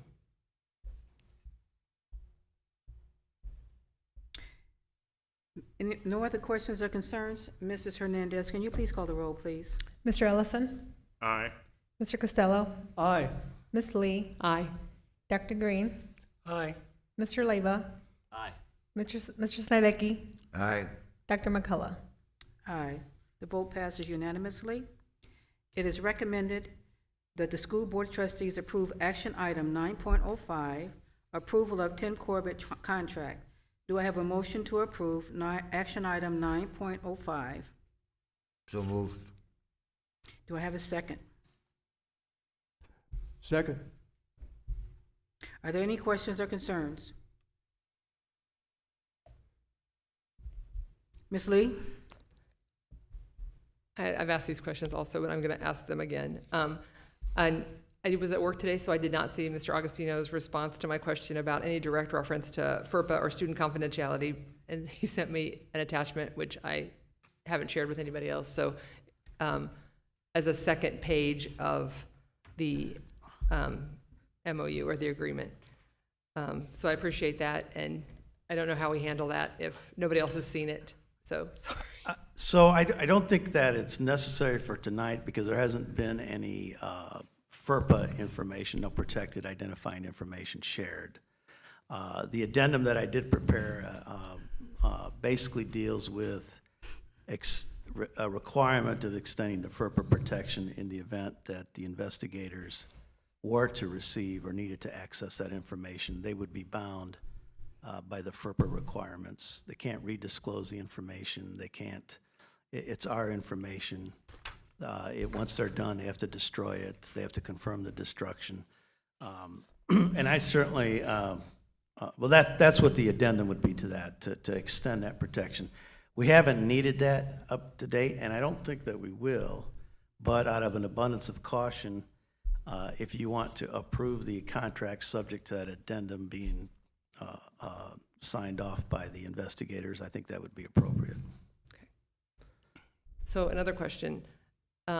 There was no reference in the contracts in reference to subcontracting of services, but there has been another person engaged in the investigation. So I was curious as to whether you need an agreement with her, or does the responsibility for her actions fall under Corbin Investigative Services?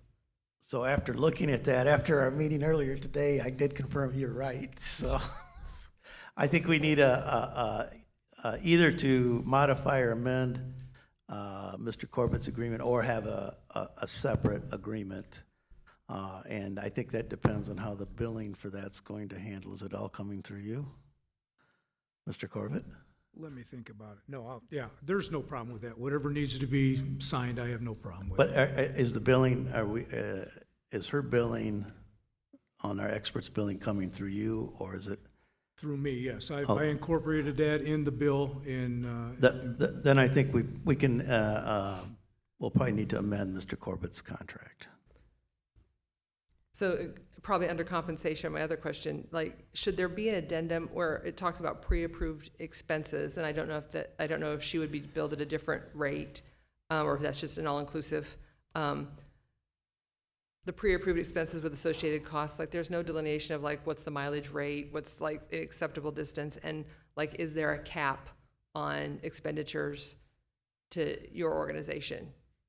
It just feels a little loose, like an open-ended agreement. I think it is a little loose from the standpoint it's kind of a form agreement, frankly. If I were to tailor it here, there really haven't been any mileage charges or any of those extra expenses at all.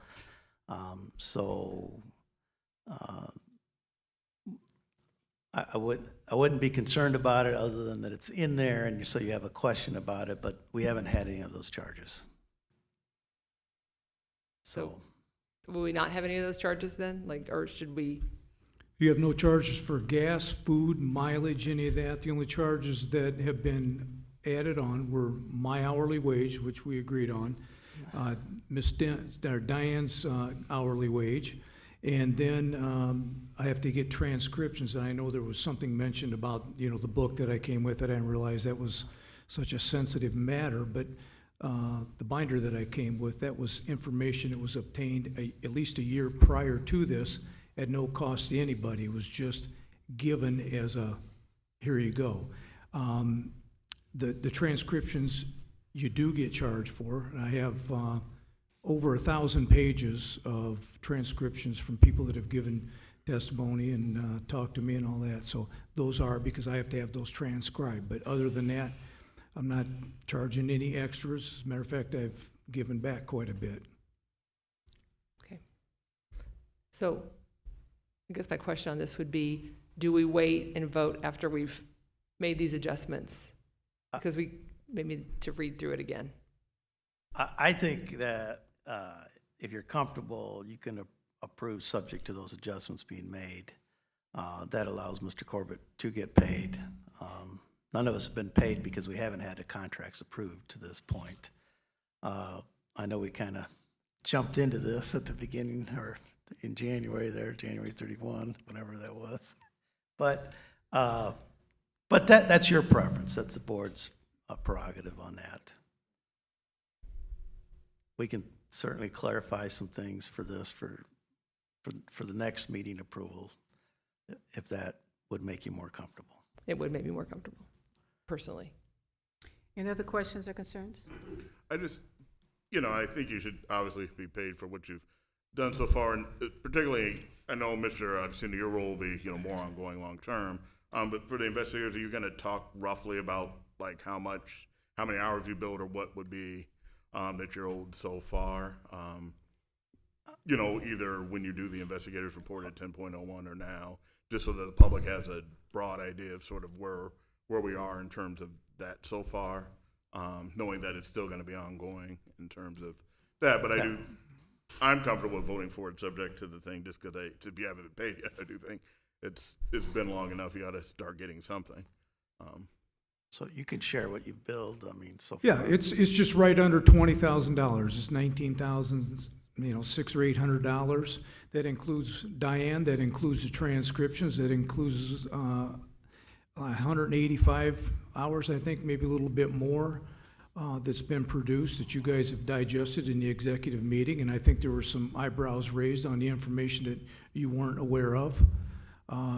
So I don't back up on the bill. I don't back up on the material produced. I don't think that bill, with other monies that have been spent on things that we've uncovered, is unreasonable.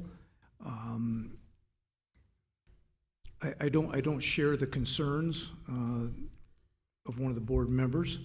If Pete writes something up, as long as it's fair and it's honest, I've produced. I think compensation is fair, and if I have to wait a week or two to make somebody feel comfortable, then I'll wait a week or two. I'm not looking for my next sandwich, but I'm also, not going to give the farm away either. Fair is fair. Any other comments or concerns? Ms. Hernandez, can you please call the roll? Mr. Ellison? Aye. Mr. Costello? Aye. Ms. Lee? Nay. Dr. Green? Aye. Mr. Leyva? Aye. Mr. Snedecki? Aye. Dr. McCullough? Aye. The vote passes 6-1.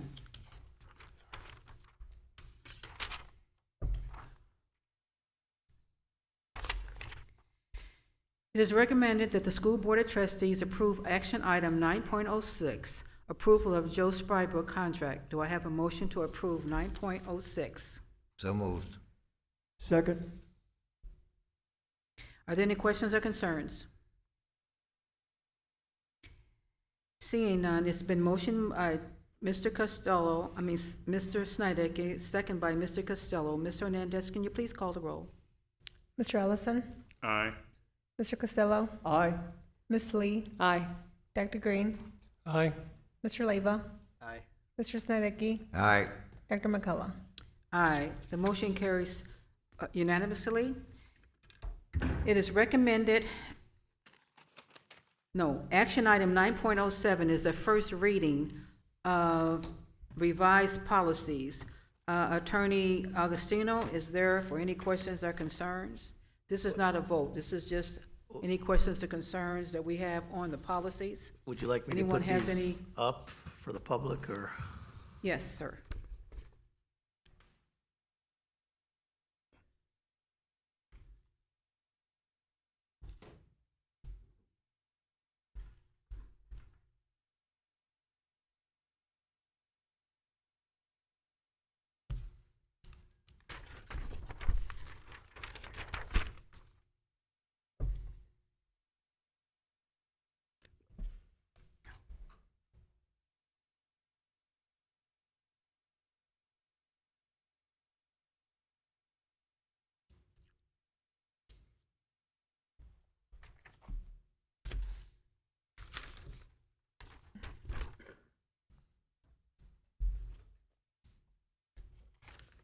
Okay, and these may not be in exactly the same order, but I will just go through the first one.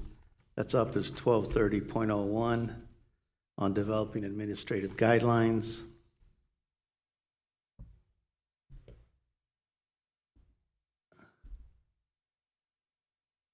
All right, let's see here.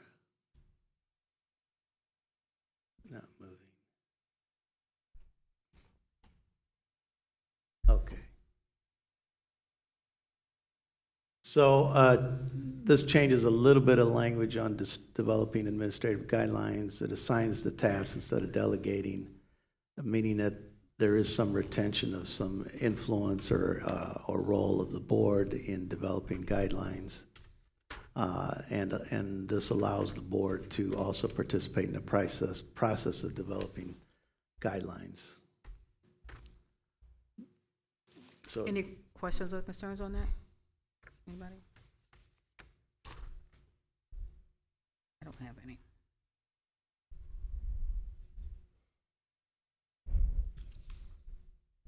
okay, I'll go to the next one.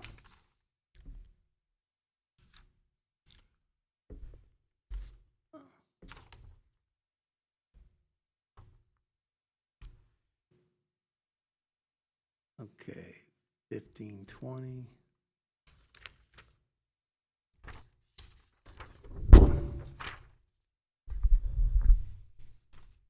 This is the one where there was discussion about eliminating the deputy superintendent position, and that occurs here.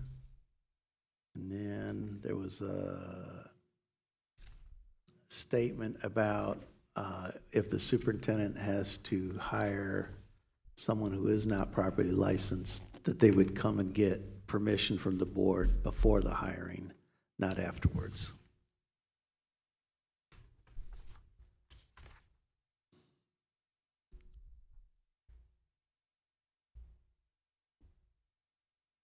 Okay. All right.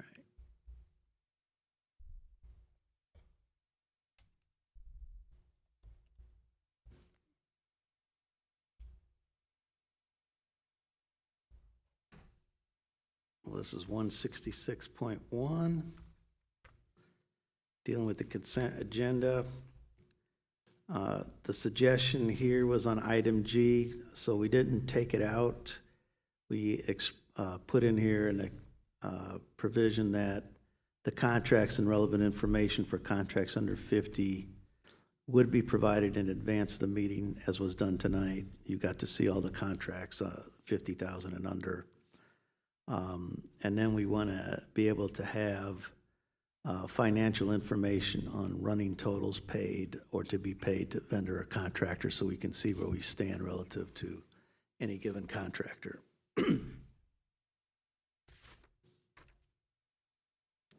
So let me be clear. So let me be clear about the $50,000 or less, because that's one that I have a problem with. So anything, we're saying here is anything under $50,000 or less needs to be approved by the board? It is approved by the board, but it's approved through the consent agenda, so you're not going contract by contract. Just like tonight, there was probably 15 contracts under this item. But what we're making sure is that even though they're under $50,000, you're getting those contracts in advance so you can see what they are. Okay. And just like we did tonight, if you look Okay. at tonight's agenda, you'll see those contracts are posted there. And then what we want to start doing is being able to track, is this a one-shot contract, or has this vendor been getting paid on multiple contracts that have been under 50,000, so we can see what the total spend is. Okay. So that information will be provided to you. So I'm assuming Paul will keep track of that. Paul, Yeah, we're talking about you. I'm talking about you, Paul. Yeah. But I think the one I want to clarify, is much like the personnel document. In the past, board members have said, I would like to pull the personnel report and vote on the consent agenda separately. It's conceivable that someone on the board would say, I want to pull the financials under $50,000 and vote separately. Is that correct? That's 100% correct. We're not changing that, so Okay. that power still exists. Does that need to be written in, or? I think it's still in there and hasn't been Still in there, removed. okay. Yeah. Okay. A single member's request shall cause it to be relocated as an action item. Okay. Yeah. So that's still in there. Thank you. Okay. All right, let's see here. Get myself back on track here. Okay, 1210.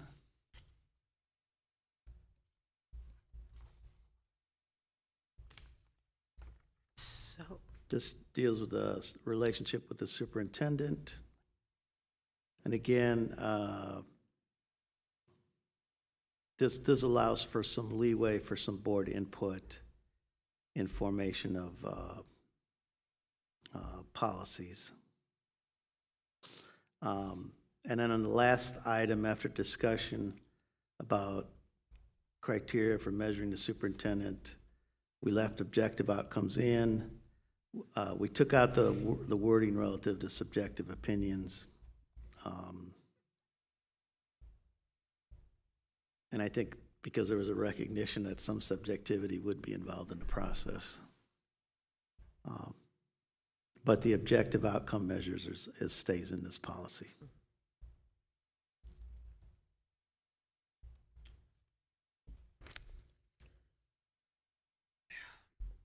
okay. Okay, go to the next one. The meeting tomorrow, and the 1 o'clock. 1 o'clock, because I got a 9 o'clock. On board staff communications, this one has there's two versions. This is the most recent version, which left chain of command in place, but specifies that, I think I've heard this before, but all employees may address the school board directly, may otherwise talk to board members without fear of retaliation. And then made a change to board communication to staff. So the board's not prohibited from communicating with the staff. Even though chain of command should be followed, you can still talk to the staff and the staff can talk to the board. The other version that you have made a lot more changes to the point where should we even have had the policy? So you've got both versions. So I have, the one I have is not the one up there. So let me see this one real quick, because 1210. I think I can put up the other version here, if you give me a second here.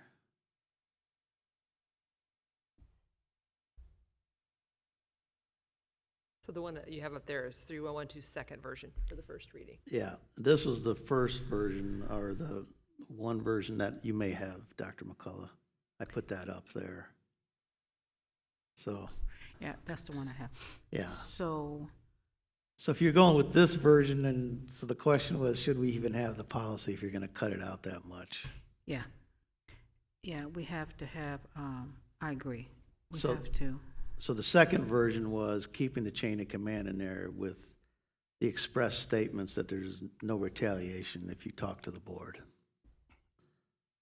I think so. And the staff, yeah, as long as they understand that there's no retaliation, and as long as they also understand that if they go to the superintendent, if he's unable to satisfy or rectify anything that they're complaining about, they do have the right to come to the board, to speak to the board. Correct. And the board president has a right to make sure that the board sets up a meeting to listen to them. So I think that that was the issue, I think, before, they were afraid, people were afraid to come or ask, or wasn't being allowed to speak to the board at some issue sometimes. And so I think that was a problem. So as long as we have that satisfied in there, the retaliation is the main piece that people were concerned about. So I appreciate that being in there. So the second version, I think, could work then, it sounds like.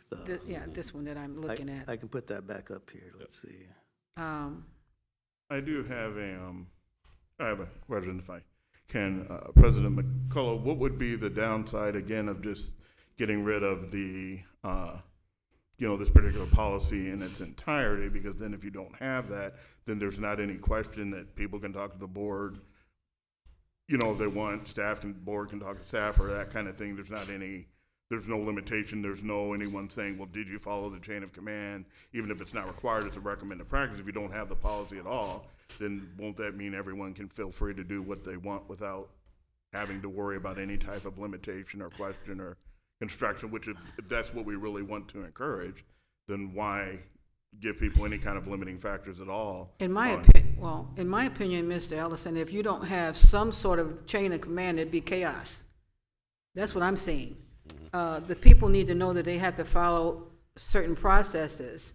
And so you have to go give the superintendent the opportunity to see if he can fix whatever the problem is. And so if he can't fix it, then they can come to the board. They can speak to the board at any time they want to speak to the board. But I still say they need to follow the processes and give their superintendent the opportunity to see if he can fix it. I think that if they trust him enough, Mr. Eade is pretty trustworthy. I'm sure that he will do everything in his power to fix whatever or talk to him. If they still feel like they haven't gotten their issue fixed or settled, then they can come to the board, ask to speak to the board. But I think that he should have the opportunity to see if he can fix it. Because if you come directly to the board and board members start thinking they can settle things without going through a process, I think that's chaos. I just think it's chaos. Yes, Mr. Eade. Mayor, another issue that comes up here is the issue of governance versus management. People will need to come up to you as a last resort, not simply in fixing issues. They need to come up to you with, like, if they have an idea or something and, they feel comfortable talking to you, then you can bring it. But, as far as resolving issues, then that would put the board in a management position where I don't think that should be the case. I agree. I think that the main point that we settled in this policy is the retaliation piece. Because in the past, people were afraid to speak to the board at all because they were afraid they would be retaliated against. But I still think there needs to be some sort of policy in place to prevent chaos. They need to follow the policy, giving the superintendent an opportunity. They didn't have that before with the previous administration. Even though people would come up to me and voice their concern to me, I would track that by sending the information to the superintendent and then also CC in the board so that I can keep track of was this taken care of. If not, then they would have the opportunity to ask me for an audience with the board, and that's when it would be granted, the audience with the board. But you got to have some sort of policy in place so you won't have chaos. And I think without a policy, there would be chaos. That's just my opinion. We had an example just tonight with the speaker. He had to follow chain command. He couldn't say, go up to Mr. Costello. That's what I want to get away with. If someone wants to come talk to us, you can't get rid of the whole chain of command. Day-to-day issues, easy issues and stuff, you follow the chain of command. But there's nothing, if you don't agree with something, you could come to the superintendent, you could come to the board. Ideas, you could come up to us and talk to us about it. You could, again, that was ridiculous. I spoke for, I think every meeting I spoke about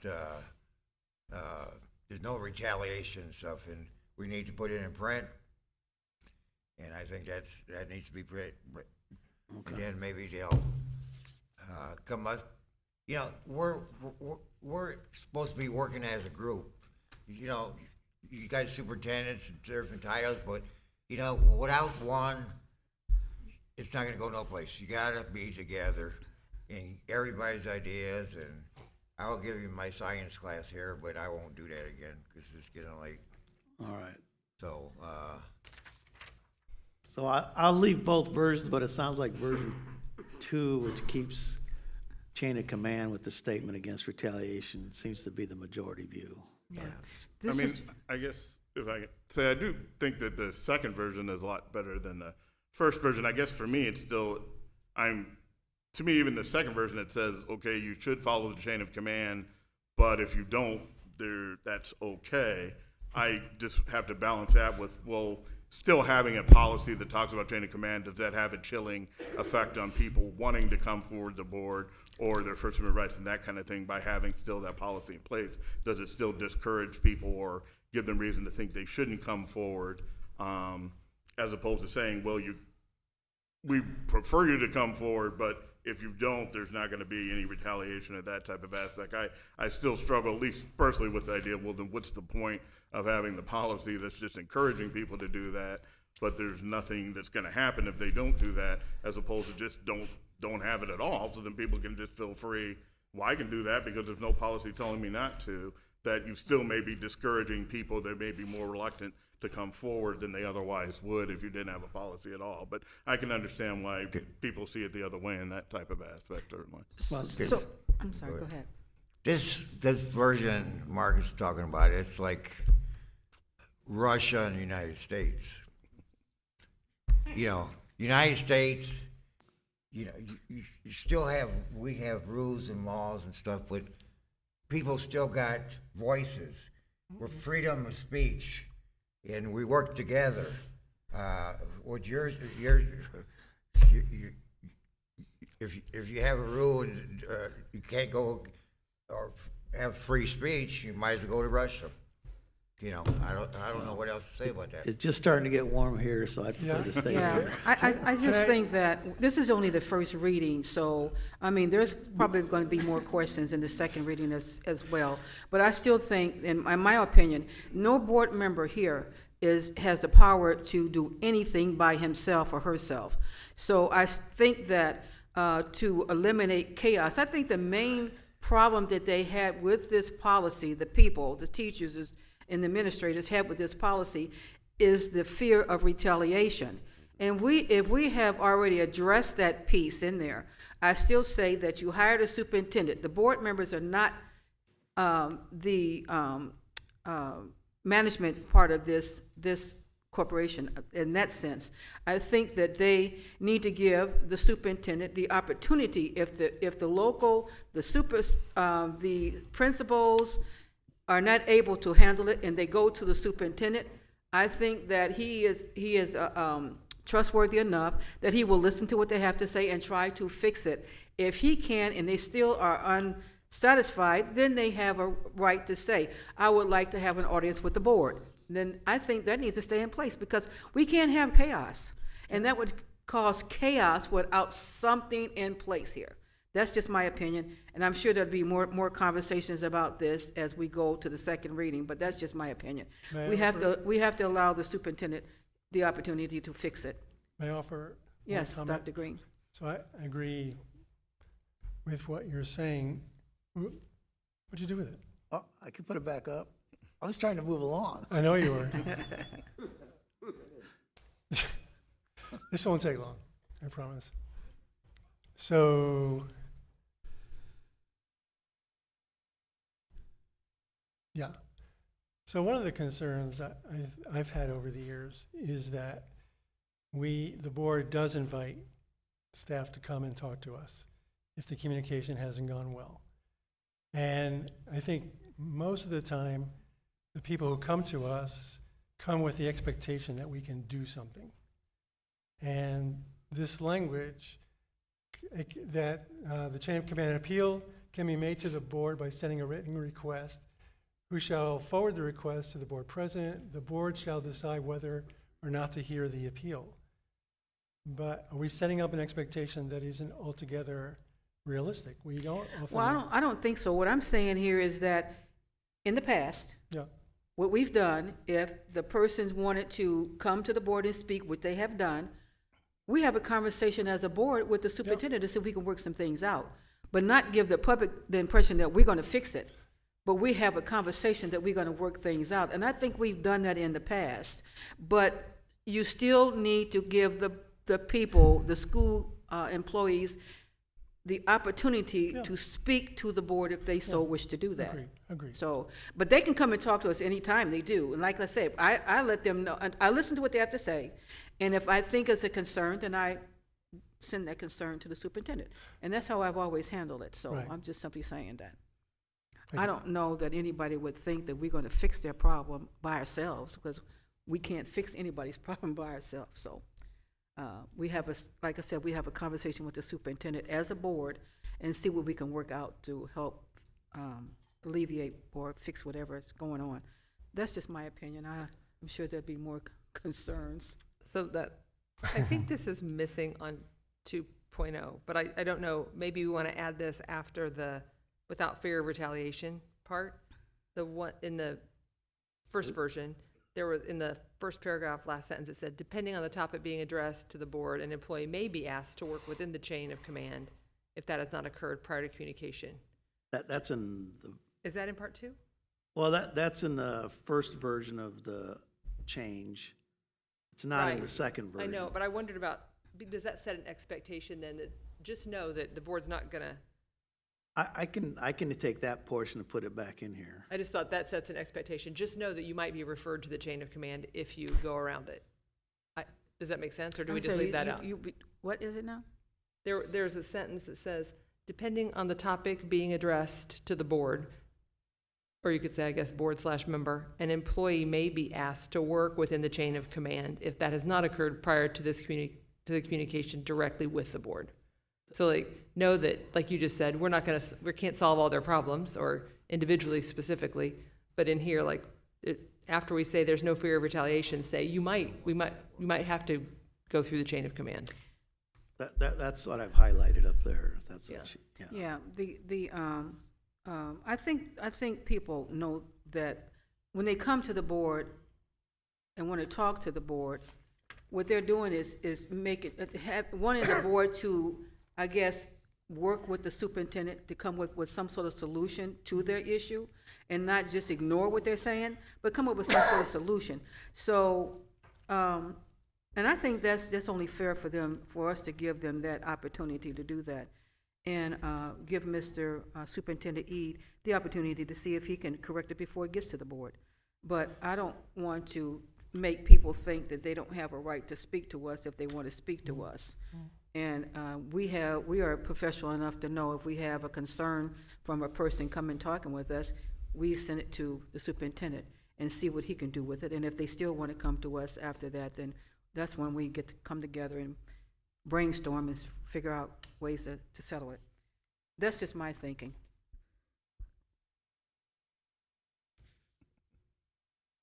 Any other concerns or questions regarding item 3112? Because I'm sure that second reading will have more conversation. Okay. I will always tell people, give me an opportunity to fail. We appreciate it, Superintendent Eade. Items from closed session is 10.01. That's the investigative. Now you're jumping too fast I'm sorry. now. You got more? I'm sorry. There's two other policies, 144.3 and Okay. 1130, and I'll put them up in a second. Oh. 144.3 relates to board members, and 1130 relates to employees. And these are, at the request of a couple of people, these deal with prohibiting board members from doing contracts with the board. That's So that's a change up. the conflict of interest form. Yeah. Yeah. So the oath that the board members take says that they will not do this. But then the policy as it exists allows board members to do this as long as they file the conflict of interest form. And couple of you have come to me and saying that board members should not be doing contracts where they make money off the school corp. So that's what this is designed to do. And then for 11:30, I didn't see any changes in that one. it says the same thing for respect to employees not having contracts with South Bend School Corps. If you're employed with the school corporation, you should not be then doing contracts with the school corporation. Now, the law does allow employees and/or board members to do contracts as long as they file their conflict of interest form and it's approved by the board.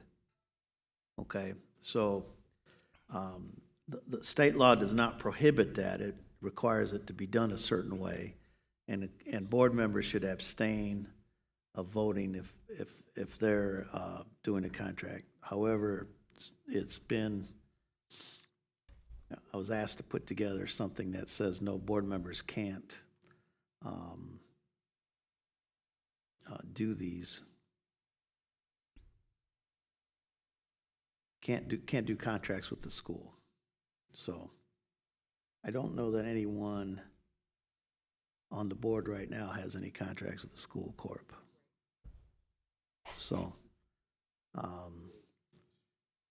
but anyway, that I put that together for discussion, and people can email me with input on that if they want, or if you want to have discussion now, that's your choice.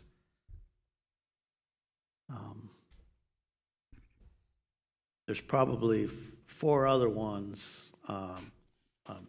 Miss Vanessa Davis, is she still here or she left? Okay, she did bring to my attention the need to take a look at verification of residency for membership policy.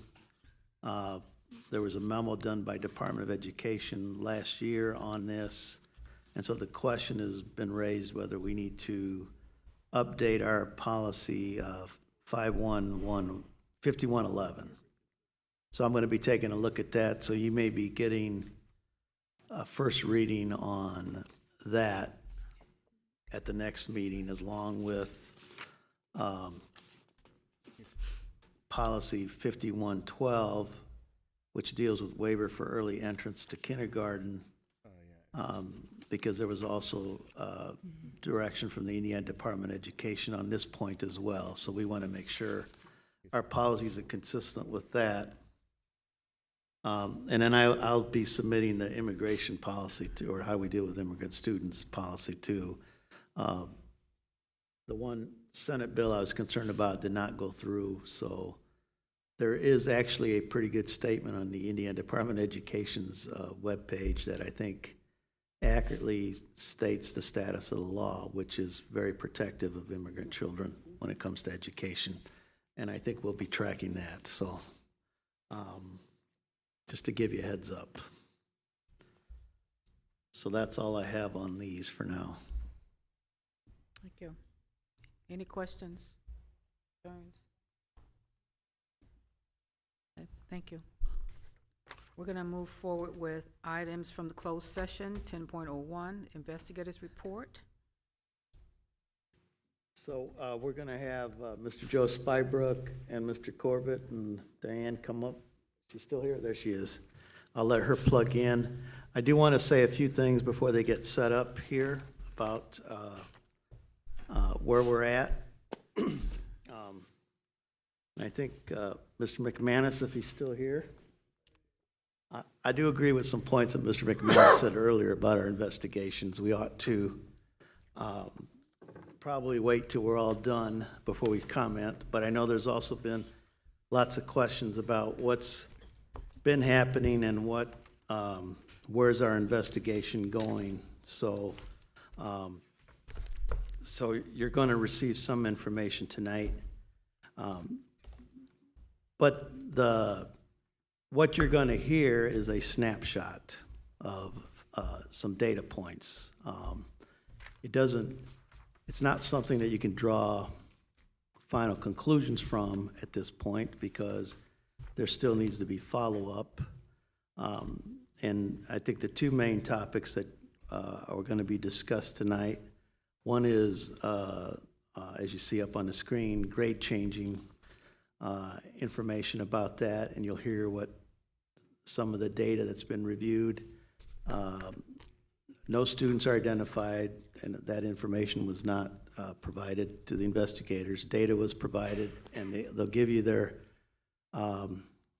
examination of that data and some conclusions from there. But I will say up front that what you're going to hear is going to be a basis for doing additional investigation and follow-up, okay? So we need to do that to understand the context of what's being presented and to understand explanations for different scenarios. That needs to be addressed going forward. So I think additional steps will be taken to do some internal study going forward with respect to grade change.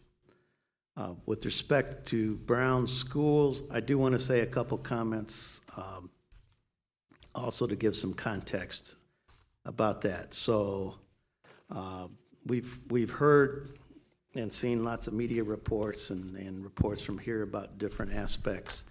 But I want to address a few things that, to give some historical context here. Back in May, on May 15 of 2023, and I think this is where the source of some confusion starts, okay? There was on the agenda for the board, an architect contract for the work to be done at Brown School. It's only a 49-page contract, so. On page 2 of the contract, it tells you that the work will be up not greater than $5 million, okay? And then when you look at the last page of the contract, it has some price quotes that range from up to $2.8 million on the hard costs, 3.5 with hard and soft costs. So that contract in May was approved. Like I said, page 2 of the contract says no greater than $5 million. Page 49 has got projected costs of a hard cost not greater than $2.8 million. Okay. So then that was approved. Then on July 31 of 2023, before the board was a presentation of using an alternate method for obtaining contractors, and which do not follow what I would say would be the normal public bidding process. You're allowed to hire someone to manage a contract using job order costing from pre-approved bid amounts that are maintained by the state, which keeps a log or keeps a unit price book and a construction task catalog for certain tasks so that you can pick and choose amounts from that. And we did hire a contractor or a architect to manage that part, which was FH Passion. So since all the back and forth media reports, our CFO has worked diligently in going back and looking at the numbers and the contracts, and to see where we're at on things. And again, this is ongoing. We're still continuing to discover information. No final conclusions to be made at this time. But our CFO has been able to document about $3.5 million of payments through FH Passion. About $1.55 million went to subcontracts, and then $1.9 million went to FH Passion. The expenses that were outlined by the CFO amounted to about $5.8 million. There are a couple large contracts that we're still seeking additional information from. Our CFO has reached out to FH Passion. So we are still in the process of gathering additional information to document the remaining contracts. So I know there's continuing questions about that, and we're going to continue to get to the bottom of things, but I wanted to put things in perspective of where we're at. With that said, I'm going to turn it back to Diane here, who's going to explain what Chiffon has discovered. And why don't you share a little bit about yourself first? Okay. Diane Frolke. I've been working with the investigators on specifically the area of grade changing. They reached out to me because I have a background in accounting, auditing, statistics. I have a master's degree in accountancy, so I agreed to come on and help and do some analysis of the numbers that had been provided and see what kind of evidence there actually was. Now, the first thing I'll say is we talk in here about grade changing because that is the term that has been used historically since this issue first came up. And by grade changing, we're talking a little bit about changing an actual grade, but the main issue is granting credit when credit is not due, so that will move a child forward to graduation. So for a little background, Edmentum is an educational program, offers many different kinds of support to the school systems. Several school systems in our area use Edmentum for various things. What South Bend uses it for is as a full learning management system.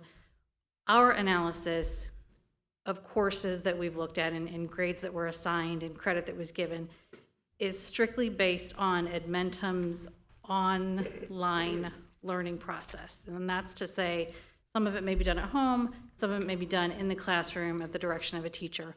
But this analysis works with data that was received directly from Edmentum on the Edmentum-based courses. There is no school names, there are no teacher names, no administrator names, and certainly no student names or numbers located within this data.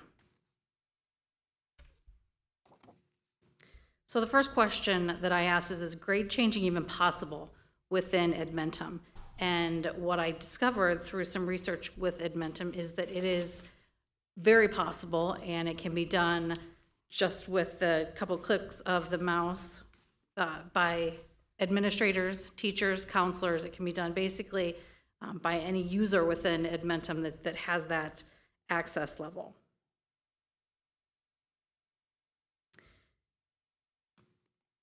So when this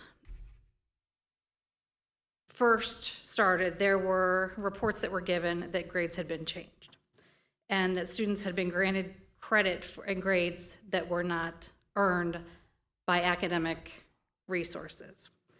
That what we found is that there is evidence that supports those claims that there has been a changing in grades or credit given that is unlawful because certain individuals may have benefited from that financially and at the expense of students. The issue appears to be widespread with at least 2,500 grades for individual courses that appear to be manipulated in some way over the 3 years that were reviewed. The issue appears to be systemic because evidence was found at all of the South Bend high schools, and it includes various positions within the schools with teachers, counselors, administrators across the board. I'll dive into the exact numbers later. We've identified the impact on certain schools, individuals that appear to be major players. Those specifics have previously been shared with the board, and like I said, will not be discussed tonight. Right now, we are focusing just on the fact that the evidence and sharing some of the evidence that supports those claims that grades have been changed. So methods of grade changing. There are a couple of different ways that the credit appears to have been manipulated. That includes elevated scores that were not supported by the coursework, the time spent in the course, credit granted when the scores just do not support earning the actual credit. Credit has been granted for scores that were below a passing level, Credit has been granted for incomplete coursework. Credit has been granted for time spent in the course that is not supported by the amount of coursework that there is. So students are spending a very minimal amount of time in coursework for an extensive course. And then we also have situations where credit was granted and it appears that the course was actually dropped by the student. So first we'll talk about the scores that were not earned, students that received what would be considered non-credit scores because it's below the 58%. I uncovered 295 individual credits in that category, where it appears that the student did not earn a passing grade, but the student was provided with credit.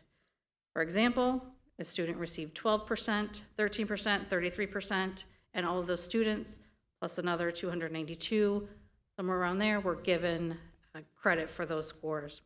One student in a chemistry class earned credit in 1 day, with a 16% receiving credit for that course, allowing them to move forward in school and through graduation. The common theme that you'll see throughout this research is feasibility, because we have not spoken to the teachers, we have not spoken to the schools. That would be the next step that may that may be next in the investigation. What we're looking at right now is whether or not the scores that are being reported are feasible. And if you look at a student who received 12% overall, giving that credit, that student earning credit, does not appear at face value to be feasible. So here are some examples of scores that were below 58%. Again, no school, student, teacher are identified. But we have multiple instances where students completed 0 activities, received a zero for their course score, yet received credit for the course. Then if we go down towards the bottom, a U.S. history course that a student completed in 47 minutes. It contained 34 activities for which the student apparently completed 2 activities, eventually earning a 12.39%. And then you can see that credit was recommended for that course. Credit was granted.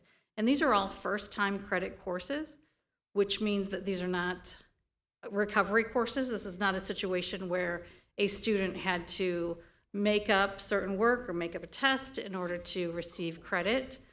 This is actually the first time that the student had enrolled in the course.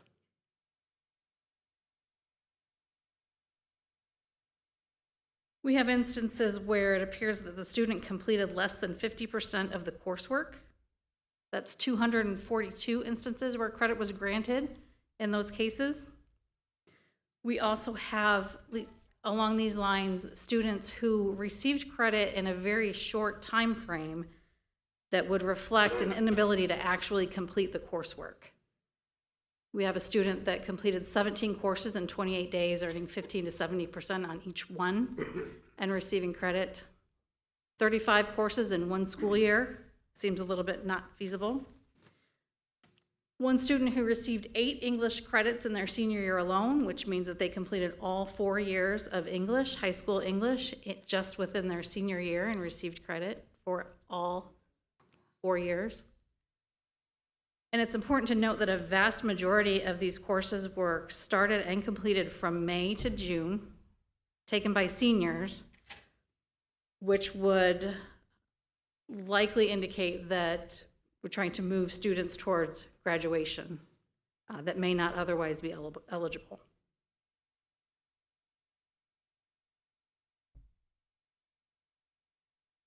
Some examples of students that completed less than 50% of coursework and received credit. These are all instances where a student completed either 0 or 1 activity in the course. These courses, as you can see, had anywhere from 1 to 47 activities that were actually required. You can see their overall score over to the right, receiving no higher than 19.17%. In just this group, there are obviously several more, but this is just a snip. And these, again, are all first-time credit courses.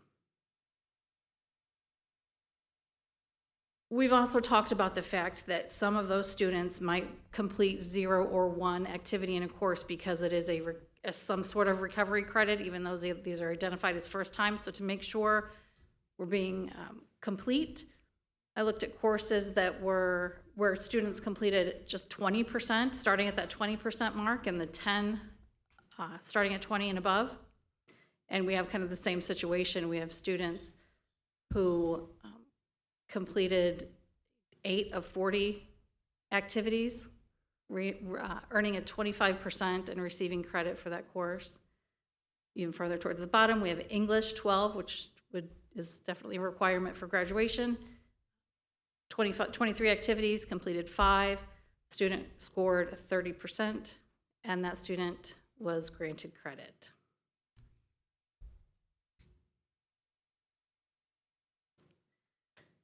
$1,812 times that a student spent less than 2 hours in a semester-long course and received credit for that course.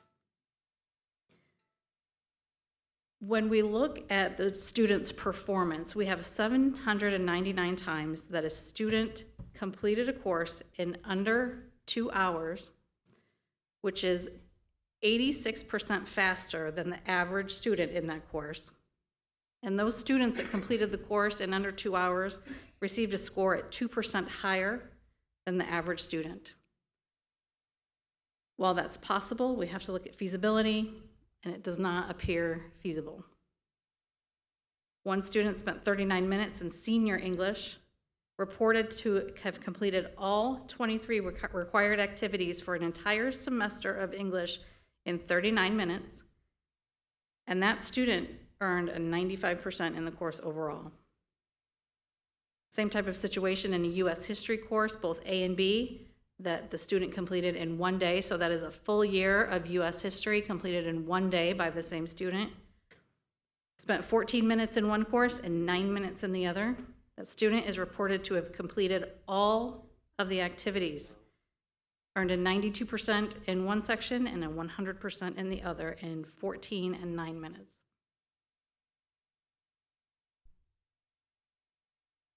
So an example of a course. Plato is a prepackaged course, and they have an integrated physics and chemistry course. That course has a 90-day syllabus. Each section is roughly 2 to 3 days. There were 388 students that received credit for that course. 63 of those students spent less than 2 hours in the coursework and earned a 16%. 207 students spent less than 5 hours in the coursework. It's 53%. And if we move forward, remembering that these students spent 2 hours to 5 hours in the course on a 90-day syllabus, this is just an example of the end of the course, which is through Edmentum's online program. So the students are dealing with nuclear forces, radioactive decay, nuclear fission and fusion, and these students are completing this course in a number of hours and receiving credit.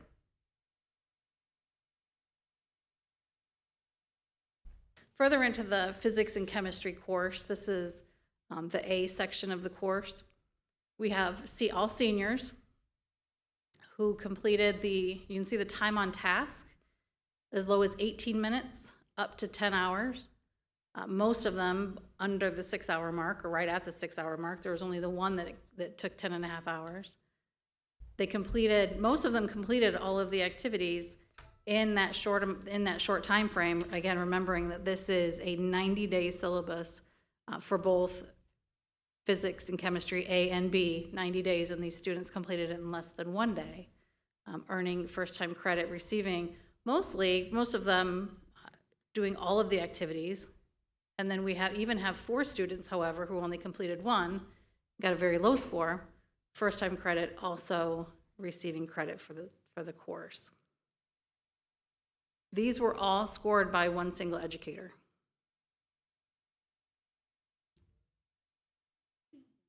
We have 409 times that a student received credit for a course that they had dropped.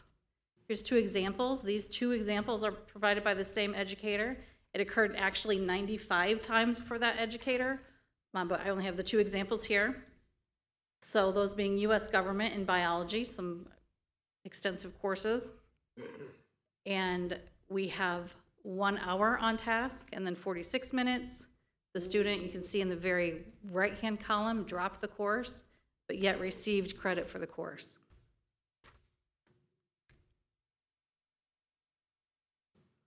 So the question is, who's doing this? The number of educators that, it says involved, but the number of educators that appear on the list is extensive. There are many, many educators that have only 1 or 3 or even 5 entries in the data. And those may be absolutely legitimate. We don't know that because those, there hasn't been further investigation. This is going strictly on the data. So we're focusing more on the ones who had a higher number of entries. There were several that had in the 10s, 20, 30 entries, and we absolutely took a look at those as well. But the top 2 instances that were identified was who we'll call Educator A, had 28 students with less than 1 hour in coursework and 44 with less than 5 hours, and granted credit for all of that. Now that student or that educator had only 47 courses that they had to grade all year. 44 of those students spent less than 5 hours in the coursework, and no students spent more than 8.5 hours in the course. So that while that educator might have had other courses that they were working on in person, these are the only ones that this educator did on Edmentum, and certainly creates a trend and a feasibility question when 44 of those students spent less than 5 hours in the course. Educator B, 121 students granted credit, spent less than 1 hour in coursework, and 400 students were granted credit who spent under 5 hours in coursework. That educator granted credit for 673 students. So looking at 400 out of the 673, it's a very high percentage. 186 of those students, which is 28%, scored below the 58%, so did not earn an actual grade according to the Edmentum data to actually receive credit. And those students who earned below 58% spent less than 2 hours in coursework and completed less than 20% of the activities, yet received credit.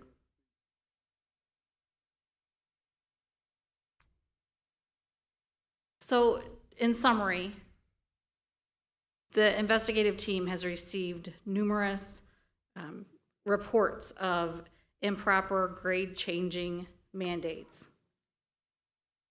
The evidence that was reviewed directly from the Edmentum reports supports the assertion that the grade changing or credit granting has been widespread and systemic throughout the entire South Bend Community School Corporation.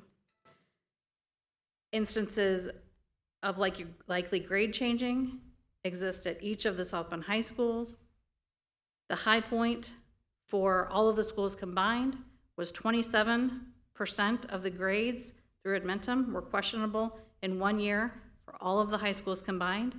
And with one high school, Edmentum grades were questionable in 67% of the grades issued within a 1 year period. So at this point, the board, the team will further figure out what comes next, because this is not definitive and complete data at this point. This is strictly from lists of courses and grades that this was compiled, and we will continue to investigate. Thank you, Diana. One point I want to add to this too is that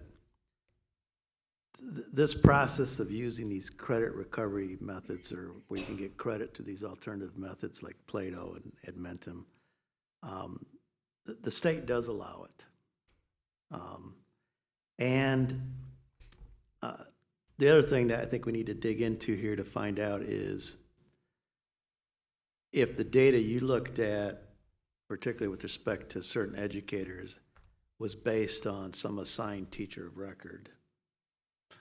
Because I'll say this, I don't think the state really cares who gets assigned teacher of record. It can be someone that's not even teaching a class, just to put some name there, and they've got criteria. If it's someone that has experience in the class, put them down first. If they're not available, some other teacher. If some other teacher's not available, put down an administrator. So how the state allows these credit recovery programs to work, I think also needs some improvement, and that may cause some of the results that we're seeing here. And this is why I think we need to do some more digging from the school side on some of this data.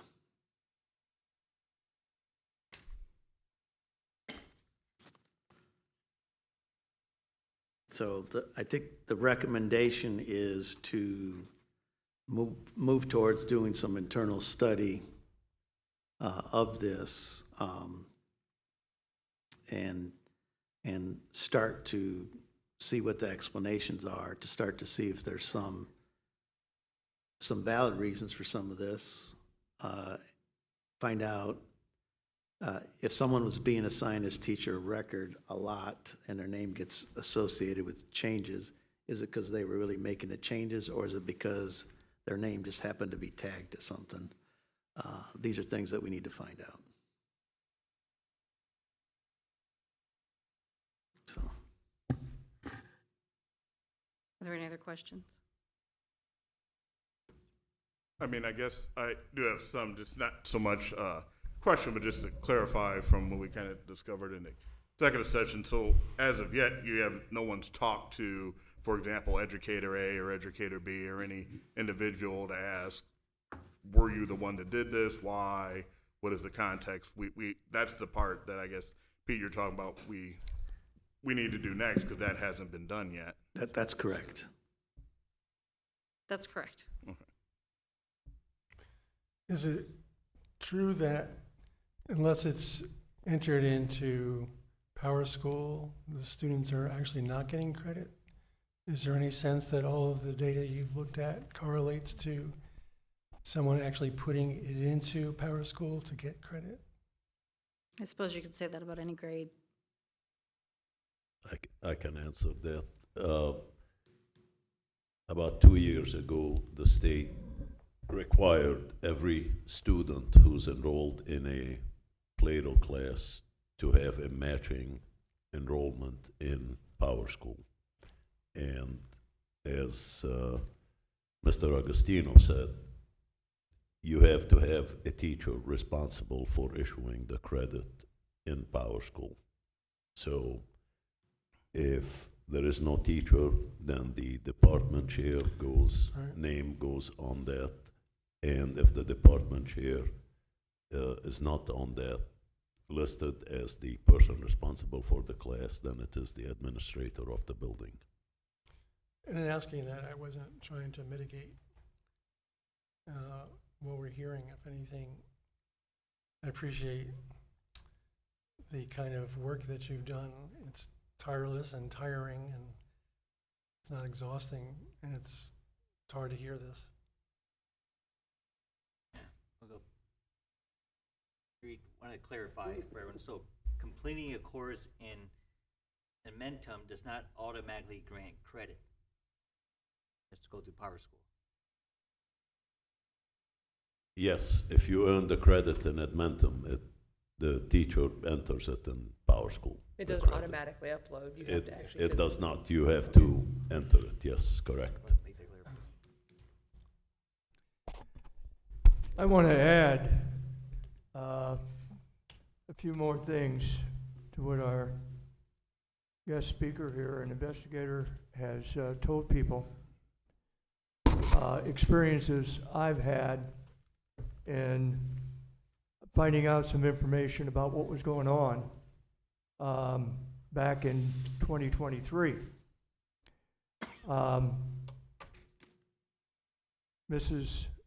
Dr. McCullough and I were invited to sit with some teachers who were very concerned. This happened, I think, in August of 2023, because they taught summer school, and their of course, wanted to make sure that their students received the grade that they had on their class list. So they checked the class list after the grades were entered. And strangely enough, they found students on their list that they never had in summer school. I hope these teachers, now with the presentation tonight and everything, will make it public themselves. Because at the time, and that's the reason why I couldn't come public with it, is because from the standpoint they did not want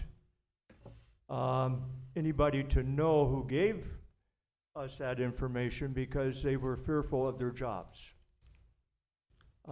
They believed that if they said anything at all, they would be fired.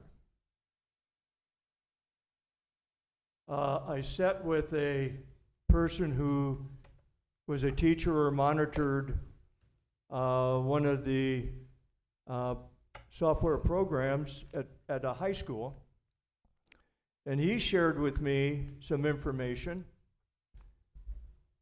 how, because of the numerous students in their classes, they couldn't sit with them individually. They had to move around the room, but they had experiences of finding some things out about what was being done in the classroom by the students that was really not accurate to what they were learning. And so he said to me, he took it to higher authorities, and they basically said to ignore it.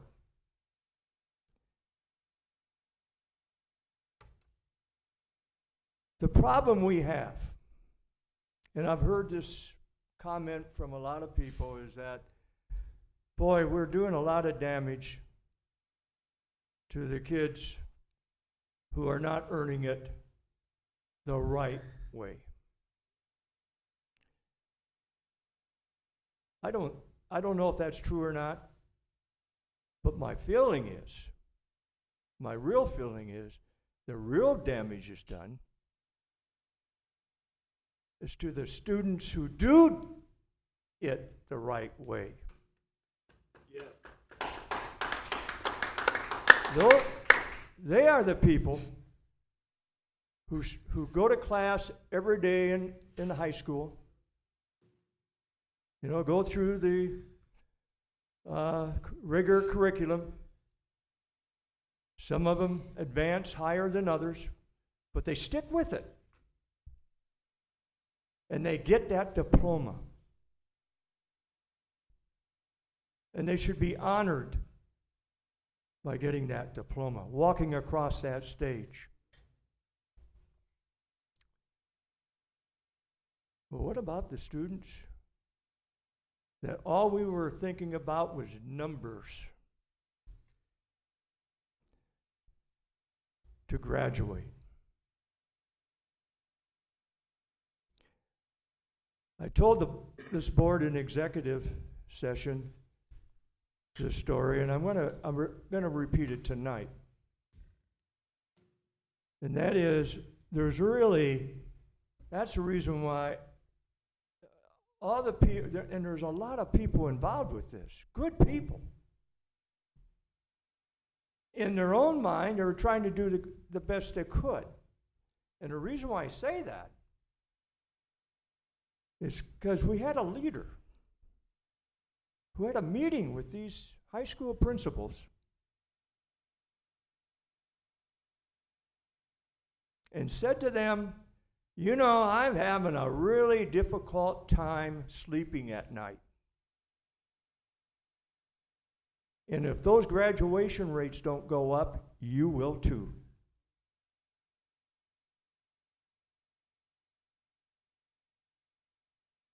What we should do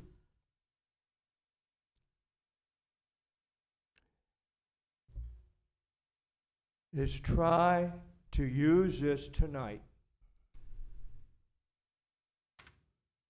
to try to focus on this and use it as an instrument going forward to tell the people involved, some of them directly, some of them indirectly, to stop it.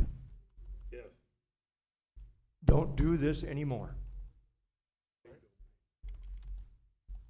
And then if we find out they continue to do this, then they get fired. Agreed. For insubordination. Okay, I have comment, but I guess we're gonna wait for the next one, so I'll stop.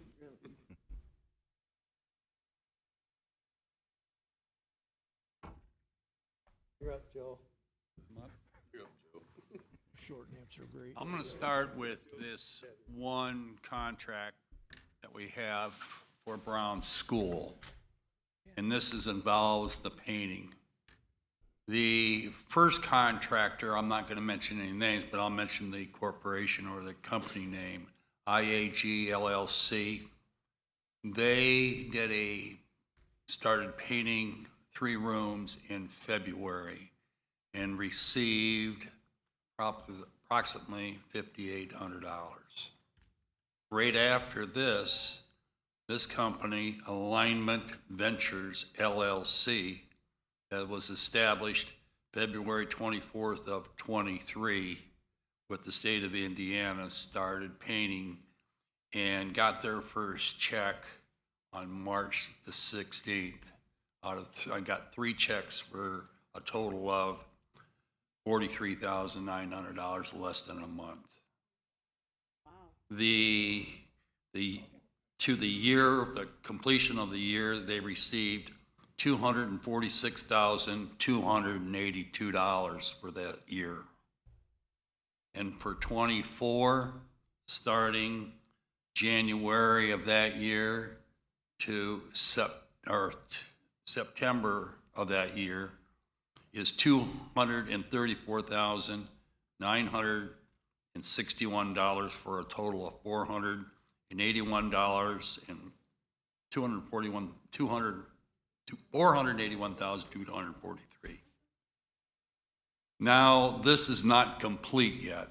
We have another gentleman that completed the painting, and that was Howard Painting. He finished the painting in the school, and I approached the gentleman who has been Howard Painting through the corporation for years. I gave him the information that it was an empty school. What would be the bid to paint this school? And he said, since it was empty, I would probably put a bid of approximately $150,000 to paint it. From there, I asked the gentleman, where would we get the paint? His said that the corporation has a contract with Sherman-Williams. So I approached Sherman-Williams, got the manager, we brought up the corporation website, and we found Brown School. There was an excess of $20,000 that was paid by the corporation on a JP Morgan credit card that is issued to the corporation. Since then, there is 2 other contractors that I found through our legal advisor. What was the total of that one, Pete? We have one at $49,000, which was paid through the Passion invoices. Okay. Right now, we still have some more investigations on the 2 contractors that were painting to get some more information on their 1099s and some other information on contracts. That would be, the information would probably come from Pete when we're completed with that for now. Any questions? Yes, Mark. I don't have any questions, I just have a statement. Okay. and this is my statement. You know, Dr. McCullough and I have asked questions about this Brown school. I don't know how many times, how many questions we've asked, but there have been a lot over the last 2 years or so. And, you know, I don't, here again, we have what we have. But we as a board should look at this whole situation again and not denying what happened, but look at it from the realistic of what happened. And that is money that we have spent on this place, which could have gone to many different areas in our educational system to actually help kids. This enjoyment of spending taxpayers' money without thinking about the ramifications of what we're doing needs to stop, and it needs to stop right now.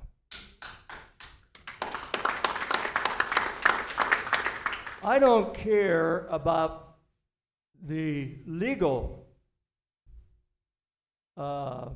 issues that you have read about in the newspaper about how we passed this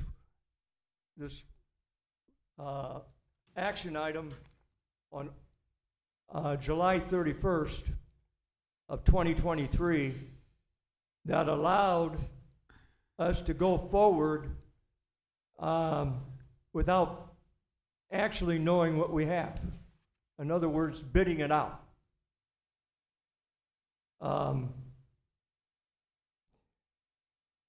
It was told to us at that meeting, and I believe it started at 2.3, and then at that meeting became 2.8. And that's when this whole way of bidding was approached to the board from the administration. And Dr. McCullough asked at that time, is that it?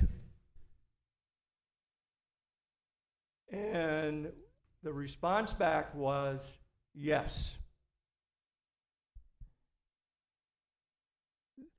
We find out a couple of things. And here again, I didn't find out about this until the last 2 or 3 or 4 weeks. That we have spent almost $500,000 of taxpayers' money on just the paint for this facility. I don't care what kind of method you're using. That is a shame and a tragedy that we as a board, and I'm included in that, is guilty of allowing that to happen.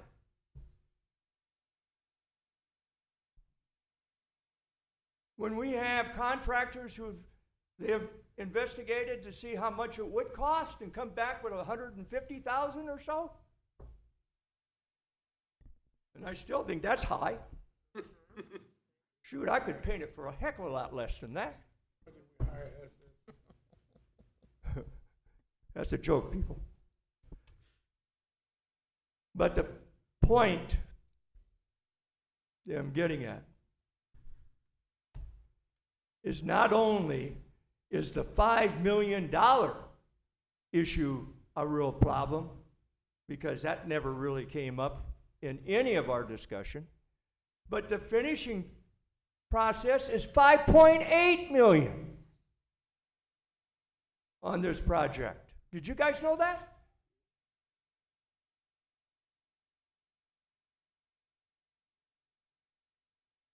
This needs, everything needs to be done from this day forward. Follow the state law, have bids. We as a board should know who's bidding and what was their bid. That has never been done in the 2.5 years I've been on this board. Never once. All we know is we vote on a bid. We never knew what the other bids were.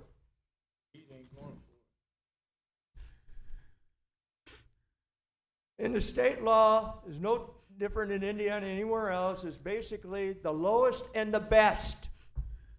So you could have, on occasion, somebody coming in a little higher if their confidence is that they would do a better job. But we need to be involved with that. The 7 members of the South Bend School Corporation need to know where this money is going and how did we get those contracts, especially those big ones, so that this never happens again. Thank you. So I did put up here, this is the last page of the contract that was approved May 15th of 23 with, this is where you get your costs from 2.3 to 2.8 on hard costs and 2.9 to 3.5 on hard and soft. And I'll show you page 2.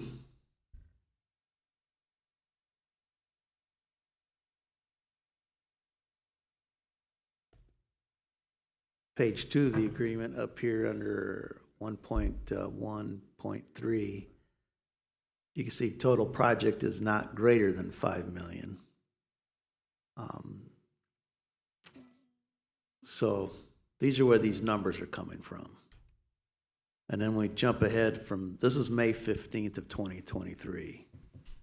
Then on July 31 is where the approval is for the job order costing approach, which is designed to use pre-approved bid numbers. And that's where I'm saying we need to go back and take a look at, in 2023, what did the state's unit price book and construction task catalog show for painting and for office interiors and for other items? And we also need to hear from Patio on or Passion, where they're at in terms of what they're showing and whether the contractors fit under that system or under a different system. So we are still looking into it, but I wanted to give you a little idea where the numbers are coming from that were talked about in the media.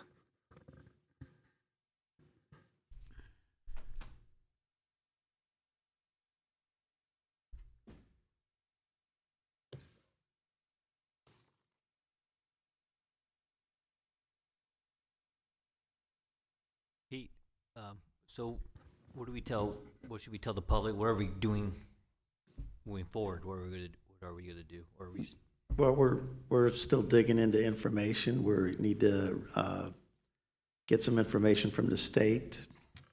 We need to get some information from Passion, and you know, it takes time to review hour-long. This meeting tonight's been what, 3 hours. So reviewing 3-hour-long meetings and minutes and resolutions and so forth, it takes time to go back and dig this information up and then review it and see what happened.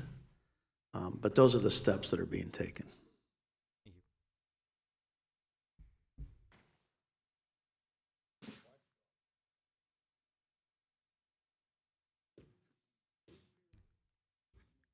Well, if it's my turn, I'll be brief, but I can tell you what Diane has come up with the grades. I can absolutely tell you I have statements, plural, from teachers that said, I changed grades, I changed grades, I changed grades. So this is not these are not numbers that she's just pulling out of nowhere with nothing to back it up. Leadership is a very easy thing. All you have to do is let people know you have the guts to make the decisions. And what you've missed for the last several years under the past administration is a leader. You had a dictator. Intimidation, retaliation, and setting people up for failure was the code. And if you didn't kiss the ring, you were ostracized. That was the biggest travesty to these students that I've seen. You have to have the courage to step up and do the right thing. And the people that were underneath him, they were afraid to come to the board. They were afraid to come up and say something because they were going to be fronted out, they were going to be busted, they were going to be minimized, and they were going to be out the door. There were so many good teachers and administrators that left this system because of that. It was a dictatorship. It wasn't leadership. Leadership is simple. Do the right things every single time. Know that you're going to make people mad. On my best day, I've been a cop for 50 years. On my best day, I make 50% of the people happy, and I make the other 50% mad. Because I arrested somebody for killing your family member. I arrested you, the one that did it. So you can't win, but you have to always do the right thing.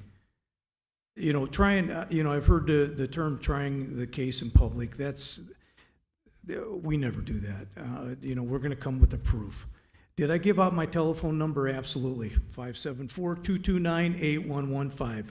Call me. That's how we get these people to call. Over 1,000 pages of statements is because people have come forward because they trusted me. I see people in this audience right now. I won't point them out and I won't name them, but I know there was one gentleman that was a principal at one time. And the first time he and I met, it was two bulls in a china shop. And we argued and we fought, but we get along very well now. And that man asked me to come back to his school and talk to the kids that are going through stuff like this, that their parents were victims of homicide, or they had people in their family that had been in prison because of stupid things they've done. What we have done by changing these grades, we have taught these kids how to lie, we've taught them how to cheat. They're coming to us to be leaders, and we teach them how to lie and cheat. And then when they go to class and they tear it up and they act crazy and do all sorts of things, we send them down to the principal's office and say, we have restorative justice. Here's a book of excuses that you can use every single time to get out of trouble. So now we've taught them how to lie and cheat, and we taught them if you act crazy and do things in class that there's no response, you don't have anything to worry about. Nothing's going to happen to you. And then you go out onto the street, and that's how you think life goes. What we're teaching these kids is inner city pharmaceutical sales. That's what we're teaching them. We ought to, instead of, chemistry 14 or whatever, we ought to have gangbanging criminal education #1. And then everybody would get 100%. These guys, these kids were so lazy on these tests, you don't even know how to cheat right. You're getting an answer in 6 minutes, in 19 seconds. You can't even spell integrated chemistry, and you're getting that. Nobody goes, there apparently seems to be something amiss here. Perhaps someone is cheating. Nope, graduation rate went up. You want 100% graduation? Let me take his job. I'll get you 100% tomorrow, because everybody's going to pass. If you got a heartbeat, you're getting the grade. We have pushed these kids out. And does anybody see a correlation between South Bend, Indiana being rated the most dangerous city in Indiana and the lack of education? Yes. We got good teachers. We have good people. They weren't allowed to do it. They were shackled. Some of these teachers, they described to me that I'm not a teacher, I'm a warden. It's ridiculous. A lot of people don't want to say it, and I know this is probably going to upset some people, but the truth is the truth. These kids, these teachers may have came here to get a PhD. They're leaving with PTSD. That's what's happening. And it's sickening. It's sickening. And to hear some of the challenges, about a binder. Who cares about a binder? That binder was put together at least a year prior to me even knowing anything about this, because I had people that had the courage to come forward and say, this is what's happening in our school. This is what's happening with everything. They had the courage to do it. They took money out of their pocket to pay for that. And the subject matter is a binder. I'm sorry, a binder is frightening, but it's really not. It's educational. There's a lot of information in there. I get fired up about this because I'm the guy, when I was commander of homicide, stood over those bodies of students. I'm the guy that arrested students for killing people. I didn't see anybody else in an alley with me at 3 o'clock in the morning where there's a dude down there with a gun and it's me. I didn't see anybody, let me come along, let me help you. I want to assist, I want to be a leader. But the next day, it was all the complaints because of lack of courage. We're not going to do anything improper, we're not going to do anything illegal. We're going to dig the facts up. Here's the facts. What you do with them is what you do with them. But you got a sandwich that everybody's going to have to take a bite out of. And it was handed to you prior to you guys getting here. Now, it's going to take guts. It's going to take hard decisions. It's not going to take emotions. It's not going to take anything with ethnicity. It's not going to take anything with gender. It's going to take heart, guts, and a head. And if you don't have that, then you might as well flush this whole system. Questions? I don't have any questions. Thank Thank you. you.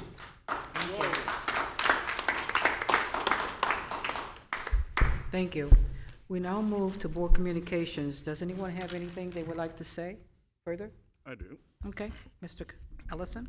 I think it's important to keep in mind that in our system of governance, whether it's educational, whether it's the justice system, that you get to the bottom line, you gather all of the evidence, you hear both sides before you come to definitive conclusions about right and wrong, who's guilty, who's not, what the children have learned in terms of cheating or not cheating, what people have done or not done.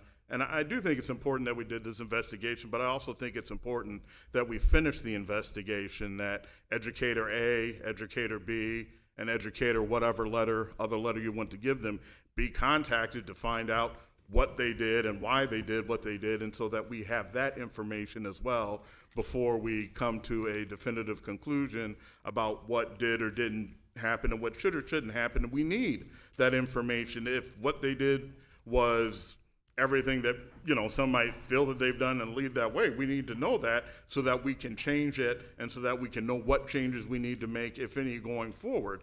And so it's important that we not skip to the end. When you do a criminal trial, you don't just have the prosecution go and then you go right to sentencing and judgment. You hear from the defense, you hear the closing statements, you get all of the information so that you know everything, and then you figure out what you need to do next. And I think it's just important that in this process, whether it's the grade change, whether it's, again, more information about Brown or those other kind of things, that we get all of the information. We talk to all of the people that need to be talked to. We gather all of the documents that need to be gathered so that we're not in the same position that we were from a couple weeks ago when a lot of stuff came out about Brown one way, and then through interviews, and then we're putting out retractions or clarifications, or however you would want to call that statement or define it, a couple days later, and then the other side, or people are issuing their statements and that kind of thing, and it just really muddies the water and makes it a lot more complicated than it needs to be. I do think that the next time that this board hears from these investigators, it should be at the end, when they said, okay, we've contacted everyone, this is all the information we've gathered, this is everything, what they've said, what we've said, and then, we present that information to people and let people form their own conclusions based upon the full story, not based upon half of the story. And so I would just urge the public that, you heard a lot tonight about other things that are worthy of investigation, things that might be of very serious concern, things that might be very disturbing, that deserve full follow-up. And I am not at all suggesting that we shouldn't do that, however long it takes, however many people we need to talk to, or whatever else needs to be done. But we need to do all of that and get all of the information before we start talking about what a travesty was, what someone may or may not have done that they shouldn't have done, and so that we can know what we need to do in terms of moving forward.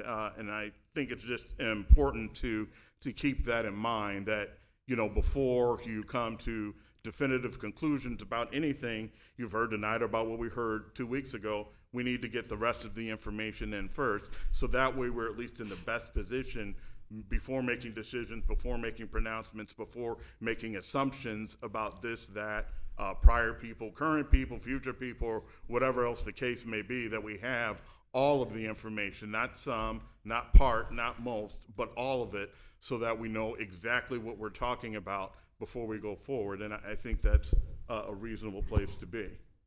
Anyone else have any comments? Comment. So I wasn't on the board with the previous administration, so I won't comment on that. I think that's been, enough's been said about the previous administration, but I think things have changed since we have appointed Mr. Eid.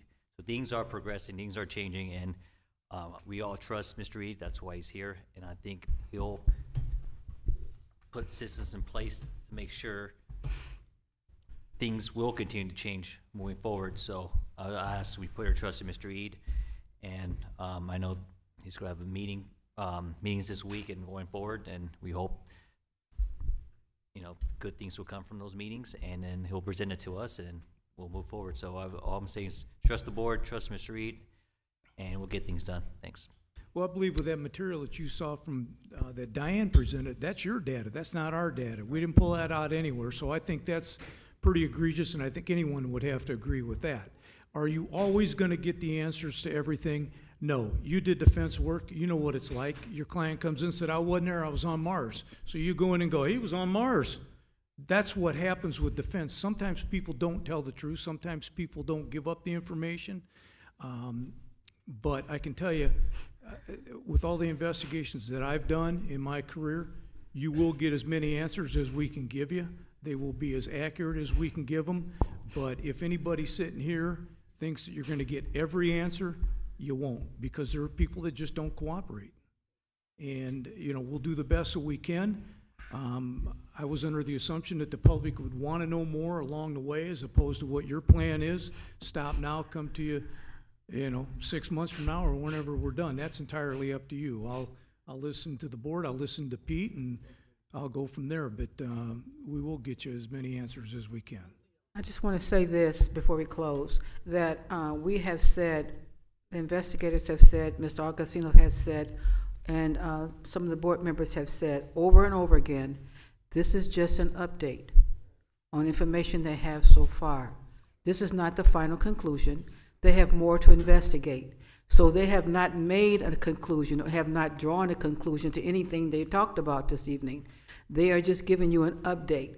And they said over and over again, there's further investigation that needs to be done. So I think the public needs to make sure they understand that clearly. This is just an update on information that they have so far. So with no, Mr. Costello? Okay, yeah, this is a personal note. I want to be very transparent about things. And I've shared this with just a couple people, but I want to share it with everybody. So there's no rumors or anything like that out there. But I am going into a medical procedure in the very near future. And I don't have a timetable to give you. It could be very short, or it could be maybe extensive. So right now, I just want to say God bless everybody, and I'll try to get back as quickly as I can. Thank you. Since there is no additional comments, the next school board meeting is May 12th here at the Brown Administration Building. And do I have a motion to adjourn? So moved. Second?